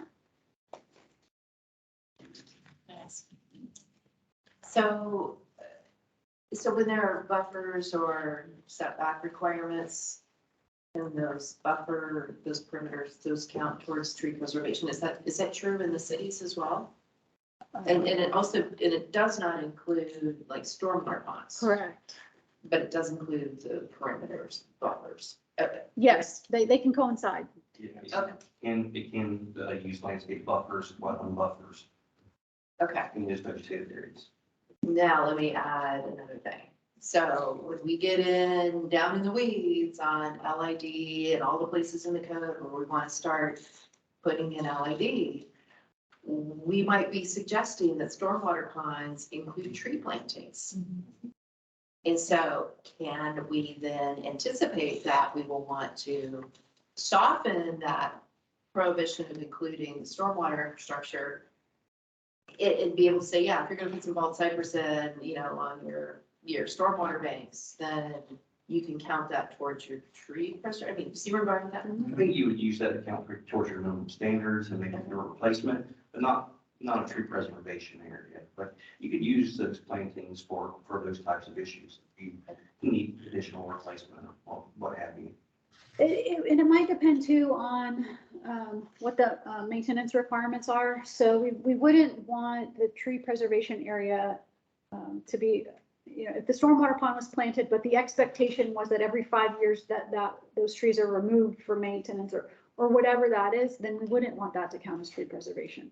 It's really intended to be an area where trees will continue to grow in perpetuity, subject to, nature. But if it was a low impact development or a green infrastructure where the intent was it won't be maintained in a way that could damage those trees, then, it's a possibility, right? But and then it would have to be in either the subdivision documents or in some sort of restrictive covenant or something like that to ensure that those trees would. And this is a really good example. I like the examples, and I think we should have more of them as we look at the rules because, right here, this is the 15% preservation, but we're talking about increasing that to what, 20, 25? And then the point about the fact that you can't use this area, this 15% for stormwater because you'd kill all your trees. And then you can't plant in the stormwater pond because you're going to be dredging it out every 5 years or 20 years or whatever it is.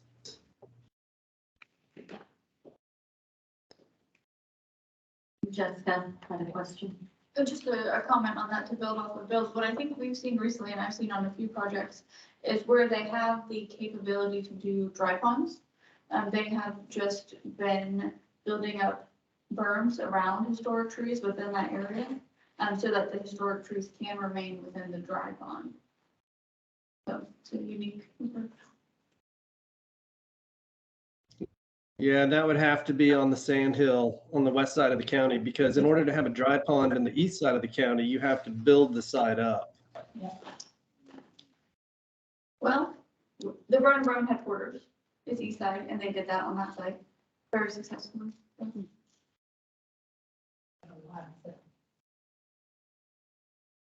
Okay, so then item D on this, historic trees shall only be removed upon approval of the tree permit granted by the local governing body. So, Section 171 allows local governments to provide standards for relocation of existing trees to another area in the development and kind of has some standards about that. In truth, very few people relocate trees. It's expensive and not super successful. So. But that is allowable. Section 172 talks about natural vegetation retention areas. And so this is a little bit kind of what we were talking about with Bob. So an area of development can be designated as this natural vegetation retention area, which means that all the existing vegetation shall remain undisturbed there. If you do that on a site, so remember, well, we didn't really say this, a tree is 6 inches DBH and greater, a protected tree is 6 inches or greater. So if you designate an area on your site as natural vegetation retention area, the trees that are less than 6 inches, which aren't protected, right? You could in theory go in and cut them down without a tree permit because they're not protected. If you save them, they can count toward your replacement, just as if you went and bought a tree and planted it in the ground. So all of the trees under 6 inches, native trees, right? Not orange trees and, melaleuca and all that, but can meet your replacement requirements. And so that's a real incentive on sites that have understory trees or small trees to preserve those rather than cut them down. And then they have to be, those trees, if you do that, the developer chooses that option, those trees are considered protected trees now, right? So before they weren't considered protected because they weren't 6 inches, but now you've said, I'm going to use that as a replacement. That's now a protected tree. You can't cut it down and they have to be preserved on the site. Make sense? This is a really good allowance and it does go far to provide replacement trees. Bob had a question or comment. I'd just like to see it go a little bit further. I think if we're setting aside 15% of the property that were purchased, in perpetuity, But the credit should be for every tree that's in there. Help me understand that. So the trees over 6 inches, if you, It should, in my opinion, you know, I'm being asked to set aside 15%, so a 100-acre site, 15 acres is being set aside, especially if it's being set aside in a large area, that every tree over 6 inches should go towards replacement stock. but the trees over 6 inches are, They're protected Protected. because I created that protection by designating that 15 acres. They were already protected. yeah, they're protected by the code. Yeah. So, They're protected by the code, but now they're protected in perpetuity. The land is given up and they are protected in perpetuity. it's a little bit like you're giving me something I already had. I mean, it's a good discussion point, but If we're just dealing with let's say 100-acre site again, and we're a yield of 2 units per acre, I just gave you 30 units. I gave up 30 lots to preserve trees, and now you're only going to give me credit for the trees that are between 2 and 5.9 inches. That seems like a taking to me, for lack of a better word. I've already been mandated to put 15% aside in perpetuity. And I'm only going to get credit for the trees between 2 and 5.9 inches towards whatever else is going on the site. Like I said, it borders on a taking in my simple mind. And maybe Leo can weigh in on this. Is it a taking if you knew or should have known that the rule was in place when you purchased the property to do the development? It's not taking. yeah. I'm just-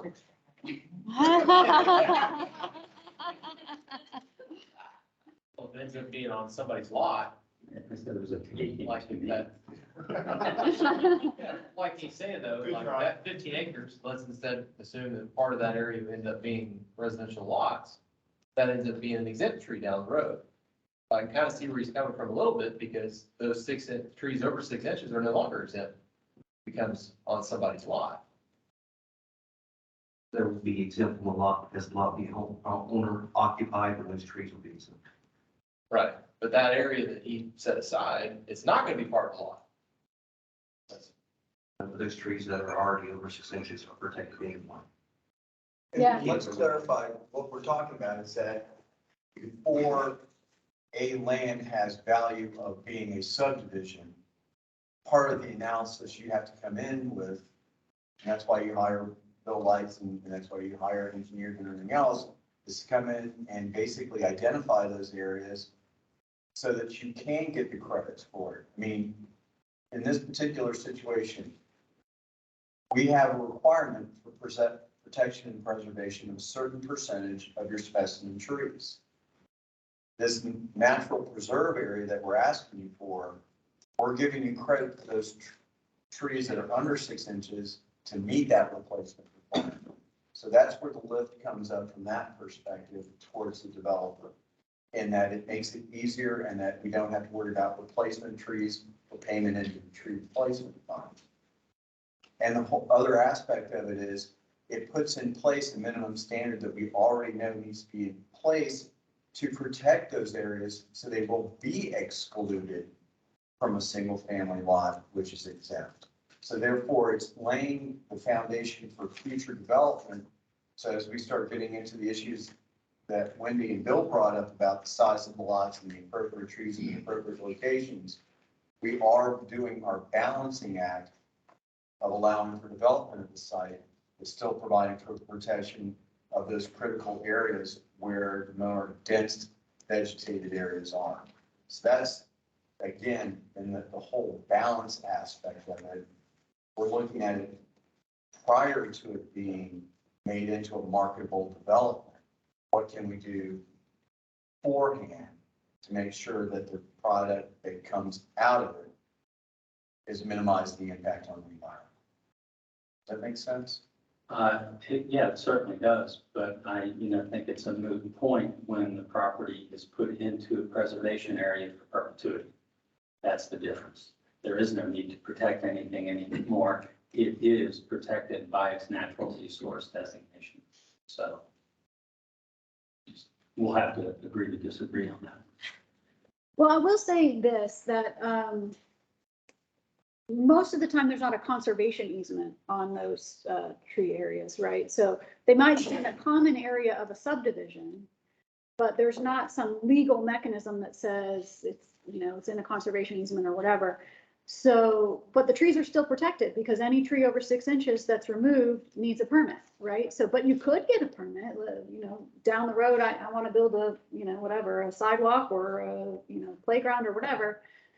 Those trees would still have to be permitted for removal. So they're, I mean, they're no more permanently protected after your subdivision than they were before. 6-inch trees protected before you build, it's protected after you build, if it's in the common area. I don't know if that, I think we're just gonna, you know, maybe not agree on credit for every tree, but that is the end of the minimum standard. So that's sort of what applies countywide, assuming the cities actually, you know, at least meet the minimum.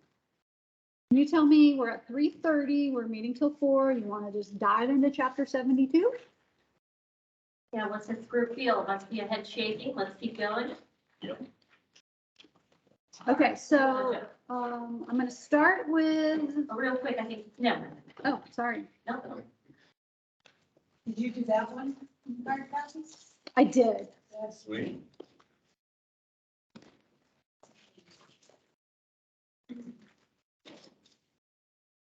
Well, and while she's passing those out, you know, on the very back was the final section on tree survival. And to my earlier question about, you know, it's been a historic tree that's dying because it's been inundated in a tree well. Did I miss? You know, yeah, I just, you said it's a kind of a 2-year period that the tree has to stay alive, right? For replacement trees, it's 2 years, and for the effective restore definition, it's 2 years. But, you know, stuff like that, if the tree gets struck by lightning, they don't make someone come back and replant the tree in its place. They were taken out by lightning, flooding, or it's pushed over in a hurricane. Typically don't do that. But what if the flooding is caused by the creation of unnatural grades around it? Most flooding is caused by that. Yes, We- my points yesterday. Okay. We don't go back, say 10 years later and look at every tree though. You know, if, you know, if a couple years after development trees decline, then we're gonna, and we get a call about it, then we'll go out and look at that. But we're certainly not looking at every development 10 years later to see which trees made it requiring replacement. That would be a great student project. Yeah. Okay, let me make this a little bit bigger so you can see it. Okay, so this is the county's implementing ordinance. It's chapter 72 in the land development code. The purpose and the jurisdiction are much the same, right? This is, you know, the council determines it's in the best interest of the public to preserve and protect trees for all of these, you know, 10 reasons. Under B on line 24, jurisdiction. So this division applies to the unincorporated areas of the county. Did you get the right stuff? Okay. So our penalty section references chapter 1 of our code of ordinances, which, you know, in short, allows us to take folks who violate these provisions through our code enforcement process. So it's all of the remedies that we have available to us under our code. And B says that any person who violates this division may be required to replace the tree, and application and approval of a tree permit. And this is just, this strike through and underline is just a code reference change, because in our proposed changes, we've moved some sections around. So we've noted those. And I just want to say too, you know, these are the changes that staff propose based on the conversations that we've had internally since this thing was last updated a million years ago. and things that we've heard from the council and from the community. So I just want to be sure that just because we've stricken through something or added something or whatever, there's not an expectation that that is what will go forward necessarily. It's sort of what we're throwing out there, but it's not like we have some, pride of authorship or, our feelings are going to get hurt or something if people have other opinions, right? So basically, if you violate the division, you have to get a permit, you have to provide replacement stock. We have the opportunity based on the county forester's purview to require that replacement. Instead of being 15% of the cross-sectional area, it could be up to 150%. So there's a penalty that can be applied if you remove trees without a permit.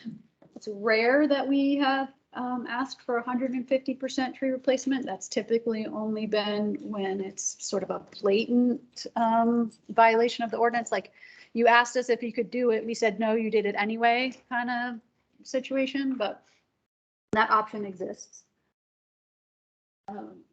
This section 833 just really talks about the different manuals and guides that apply to trees in arboriculture and has some of the standards. So for instance, the American National Standards Institute, ANSI, has standards about pruning and planting and those sorts of things that we reference here. And we have added, except this isn't, is this the right one? Florida Exotic Pest Plant? Changes, I guess, that get saved, but it's the Florida Invasive Species Council FIST. So we'll make that change, but it used to be called less invasive. But we do make reference to the list of invasive species in the code, so we needed to add this organization here. So section 832, general prohibitions, these are just renumbered because just the way that the ordinance is supposed to do, A's and B's are supposed to come before 1s and 2s. So just a minor thing, but on what would be the new B, throughout the document, we thought it would be helpful to add the word protected in front of the word tree when we're talking about those trees that are 6 inches or greater, right? So you'll see that in a lot of places. So when we're talking about removal of a tree, what we're really talking about is removal of a protected tree. So we've made that change. So you can't remove a historic tree without first obtaining approval from, in our case, it's the Development Review Committee that approves historic trees.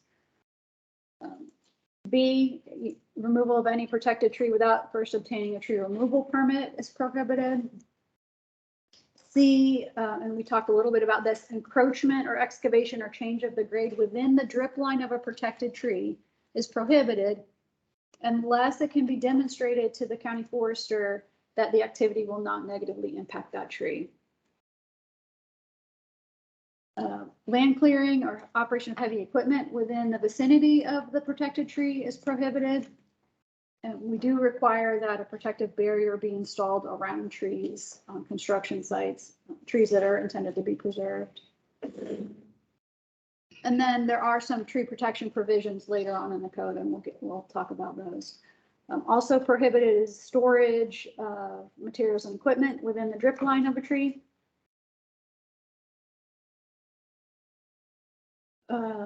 Good on those, good exemptions. So during emergency conditions, the provisions may be suspended at the direction of the county manager. B, it talks about nuisance trees. We're proposing to say exempt trees because not all of the trees that are exempt are actually nuisance. For instance, citrus is an exempt tree. You don't need a permit to remove a citrus tree. You don't get credit for planting a citrus tree. It's exempt, but it's really not a nuisance. So we thought that was a better explanatory word.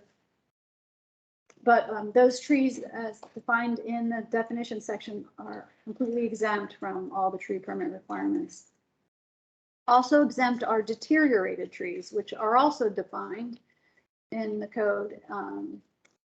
And if those trees have been removed with prior approval of the county forester, no tree permit is required, no replacement is required. If those trees were removed without prior approval, then the presumption is that they were in good condition. Unless we have evidence to the contrary, that would be considered a violation of the ordinance. Also exempt are protected trees with trunks which lie wholly within these different property boundaries. So we talked a little bit about this, residential owner occupied. So if the property is zoned according to the zoning ordinance as a single family or two family lot, and a dwelling is located on the property and the owner lives in that dwelling, then the trees are exempt from permitting and replacement. Now, just sort of a clarification, during the subdivision process where you're creating new lots, all the trees on that lot are not considered exempt. We'll talk about what the standards are for new lots created in a subdivision. It's not until that home is owner occupied that the exemption kicks in. Can I ask a question here, please, Ginger? Yeah. Is there a state law that has now said that you could still impact trees on single family lots? So the state law said that if you have a letter or authorization from a landscape architect or a certified arborist that a tree is hazardous or dangerous, that you can remove it without a tree permit of the local government. But it has to meet those requirements. It doesn't, and some municipalities have just said, oh, we're not regulating trees anymore, right? Like, we're done. But that's not actually what that state law says. It really only applies in some small cases, and you have to have hired an expert to make that determination. If that has happened, then the municipality can't require you to replace it or get a tree permit or whatever.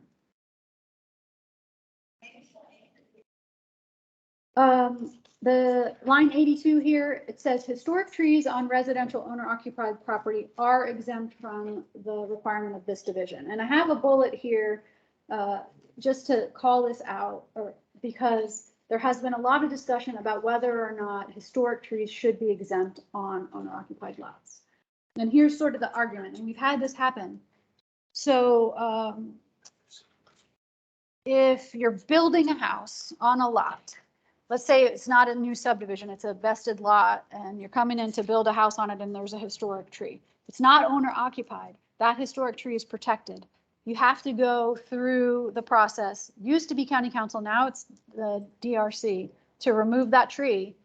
If you get approved, so then you have to demonstrate why you have to remove it. Can you build your house any other way? We will ask you to move the house, shrink the house, reconfigure the house, all of the things to protect this historic tree.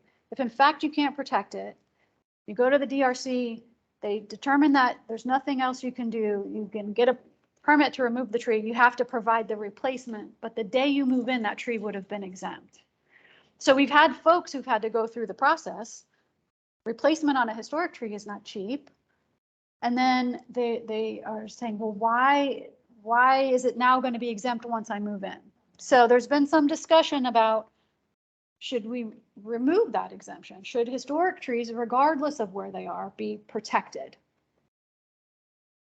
In some cities, historic trees, or they don't all call them historic, sometimes specimens, and other places they call them grand trees, or, they're different names. They are protected on single family lots. Like South Daytona, I think, protects trees on single family lots. So that's just a point for discussion. And this one, I would suggest that we've had quite a few of them down in Edgewater and places where there's older developments where they planted a tree too close to the house. And 60 years later, it's towering over the house and starting to fall apart, but it's a historic tree. So maybe we should keep this, because then they don't have it's exempt. Jessica? Well, if it's deteriorated, then it would meet the exemption and can be removed. It's dead, dying, Or if it does pose a significant hazard, they can have our first make that determination, provide us with the report, and then it's exempt, and there's no permit or replacement required. So because of that law, it really provided us an out with respect to liability. Jessica? I'm glad I wasn't the first one to ask that. I'm trying to see the argument for keeping this. If you move in, you have a historic tree in your backyard, the exceptions that exist already cover if it poses a danger to you.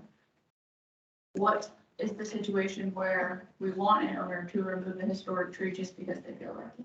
Put in the pool. I mean, the downside of removing it, I'll say, is, well, twofold, right? So then single family owners have less control over what happens on their lot, right? From a practical standpoint, the downside is that's a lot of trees in the county that will now be coming through our process potentially for removal. But, you know, if a historic tree is worth protecting, is it worth protecting no matter the status of the lot, right? If it's worth the higher level of protection that we say we require and it goes to the DRC, then why is it less valuable once someone lives on the house, right? So it's a real policy. For instance, you mentioned the bark removal, that's on private property. Yes, if someone moves into that, onto that lot becomes owner occupied, they can go cut that tree down. I think he's giving very good examples. That's the one issue. That exception. Bob? I was just trying to think through drawing a line somewhere in the sand. You know, we've had these ordinances now for 30, more than that, maybe 40 years, right? You know, I just went through a couple of, scenarios in the city of DeLand on lots that were platted 100 years ago. And, in that instance, maybe we do have an exception so that you don't get into the scenario that you just described, Ginger. And we allow an exemption, but only on that single family lot that was platted prior to any of these regulations. After the regulations, if the lot was platted, it's kind of a moot point because we took care and protected the historic tree up front. Yeah, well, I will say we are not approving new subdivision lots with historic trees on them because we learned that that's just, it doesn't work. We have some cases where there was a historic tree on what would become a new residential lot. And we said, well, we'll put a tree preservation easement on it. Well, then the tree gets hit by lightning and it dies. And now you've got an easement over nothing on your lot, right? So now we just don't even approve new lots with historics on them. So we shouldn't be having that issue going forward, but there are a lot of existing platted lots that are undeveloped still. So. With Sarah Lee, I know was going to say something, then Wendy. Well, in your example, Bob, are you suggesting that because there is a historic tree on the lot, there is no use of the lot? Yes, if you're talking about a typical quarter-acre lot, and you put a historic tree just about anywhere on that lot, it's not buildable because the drip line of that tree would be 60, 70 feet. The lot's only 80 feet wide. Well, that wouldn't be exempt anyway because it's not occupied. That's correct. No, it's not exempt. Yeah, it's not, that's what I'm saying. That maybe we, and again, I haven't thought this through. I'm just throwing it out, that maybe we think about there being some kind of a time frame like we did with non-conforming lots. We do the same thing with the historic trees because we've had ordinances protecting those historic trees for quite some time. We've modified how we address it and it makes sense what, the department has done, but I don't know. I went through 4 months, 5 months to get the permit and everybody acknowledged that, yeah. But in that particular instance, on a quarter-acre infill lot here in DeLand, it should have been a check. Wendy? So I think that this brings us back to the question of what counts as historic.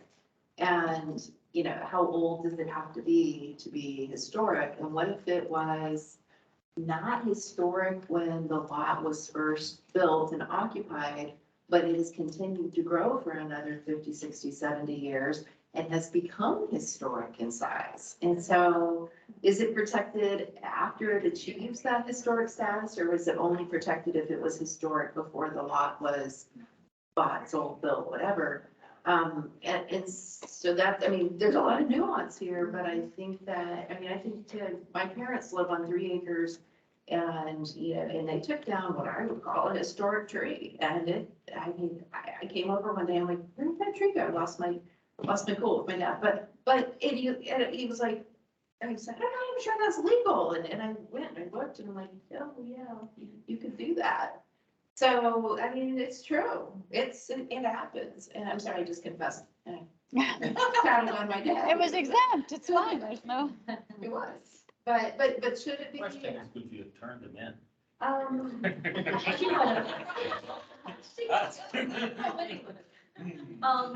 Okay. Oh, Jessica, did you want to say something? Yeah, I just have it is a policy direction, right? So we're all gonna decide as a group and council can decide ultimately, that's fine. But I think that if the policy decision in favor of keeping the exemption is, should single-family lot owners be able to control development, then I'm with Bob, then it shouldn't matter if we moved in or not. Because I think where it comes up is we want to build something.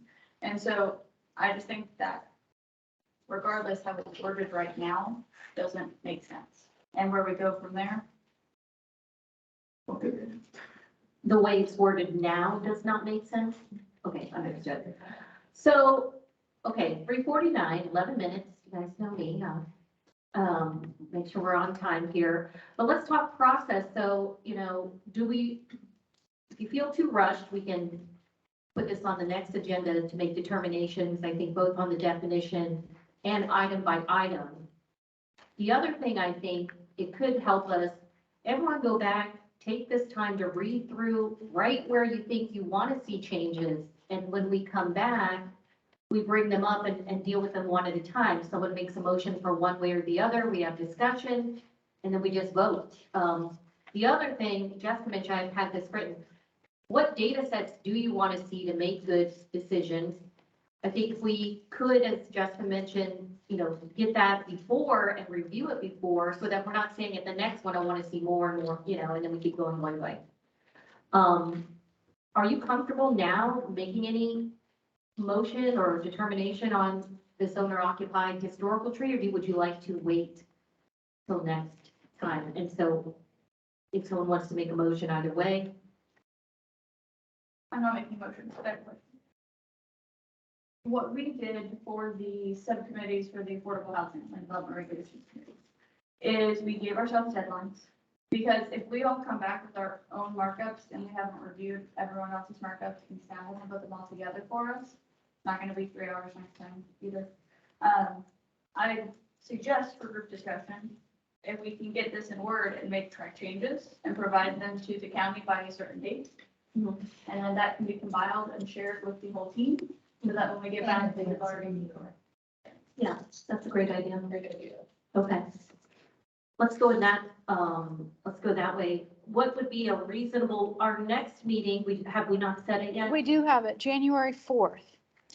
Okay. It's currently in the council chambers from 1 to 3, because that's where we set them originally. But if we like the longer format, we can move it to here and have the longer format. Yeah, let's talk about the longer format. I know that survey went out by email, but here you can kind of voice what your preference is. We've now experienced a 2-hour and a 3-hour. This is good. I think we need to do this a few more times. 3 hours, fine. Yeah. I agree. How we make progress Unless, with yeah, 2-hour meeting. I agree. These are complicated issues. Yeah. And I think honestly, this room works well. Those of us who need to stand up, we stand up. If you need the restroom, you go. The meeting keeps going. I would say. Now, the only thing is you have to set it up in here, which is a tremendous amount of effort on all your part. We can do it. Yeah. It's the same amount of time as. Okay. Okay. Can I make this, can I suggest something? You know, those graphics examples are really valuable. Can we have some more examples of how these tree ordinances have been applied in the past? Sure. And how these changes would affect them? Like if you go to 20%, you know, what does that mean? How would it affect LID? That kind of thing. Yeah, where we can do that. I mean, some of it we would, you know, how would, like, so we've been looking at real examples, like the one with the 15% was a real plan that was submitted. I mean, I don't know, if you're the developer and you had to do 5% more tree preservation, what would you do differently? I don't know that we'll be able to know that, but we could show what 5% more looks like, I guess, in area or whatever. The other thing we talked about too, keep this in mind as you guys are going back to make changes. One of the things that the council has talked about specifically was graduated changes in different areas of the county. So maybe the 15% standard is what it is, but in Norma or in Eco, it's higher, right? There's areas that have been designated that needing a higher level of protection. So it doesn't have to be one size fits all. Now, Norma and Eco don't necessarily exist within cities. That really is an unincorporated county thing. But think about that too. Like maybe you don't want to change it in urban areas or in infill areas, or maybe you want to add something that is in an urban area. We think it should be less. I mean, I'm not necessarily promoting that, but right, that may be an opinion. But that in a Norma or Eco area, it's more, right? So kind of keep that in mind. We're not stuck with the format that we have now. It's just where it's our starting point because it's what we know, but think outside the box too. That's a great idea because Yeah. Okay. You didn't like the one I suggested it for impact fees. So, okay. So for those who want to go through chapter 72 on trees and track your comments, when would a good deadline be? And I wonder, you know, are we combining them in one document so we don't know who said what, or is it helpful to know who said what? Is there any reason I'm just trying to take less time. I don't want staff to have what to do. From an ADA standpoint, it would be much easier if people just put the number of the line and then a comment of what they would want to change instead of doing the track comment. So like this, highlight it and add a comment. Or I would take it in a separate document, say, okay, on this line, I think this would be good. That makes sense. It just makes Do it. not track changes. Create a document, reference the line number and say what your comment about it there for ADA purposes. So page number and line number. Let's do it for 72 only, I think, with the holidays coming up, don't you think? Okay. And then maybe an additional one, we can have more to do, but, for this one, so for those who want to do that, again, to be clear, start a new document, reference the line item. And the page number. And the page number, and put your comment, and then send them to Ginger. And I think Ginger just, when she gets. Mush them all together. You're fine mushing them all together? Okay, that's fine. All right. I just didn't want to crazy to do. So when would you like to impose your deadline? If we have a meeting on the 4th? And keep in mind that there's, Keep in mind. holidays in there. Well, I know, yeah, that's why I wonder here. Those who intend to make comments, what is reasonable to you? 21st. 21st, all right. I'm hearing 21st. Now, that means you're not gonna get us compiling it and getting it back to you necessarily Until the Christmas. next week. Oh, yeah, that's just Christmas. Okay. These days, we were planning on making comments, can you try to get it done in a week? Yeah. 7 days from now? Well, a little more. How about Friday the 16th? That gives staff a full week that they're working before we stumble into Christmas and everybody's going in different directions for Christmas. Does that make sense, Ginger? That is better, and we will do our absolute best. Okay, the 16th. And let me ask you, just to be sure, because it could take away a step. Is there a problem with them just forwarding out all the documents? Why do they have to combine them? Yeah, correct. So I say, don't combine them. Then you just once the deadline hits, turn around and forward them all to us. You just have to attach them to an email. I am not. Go. Okay.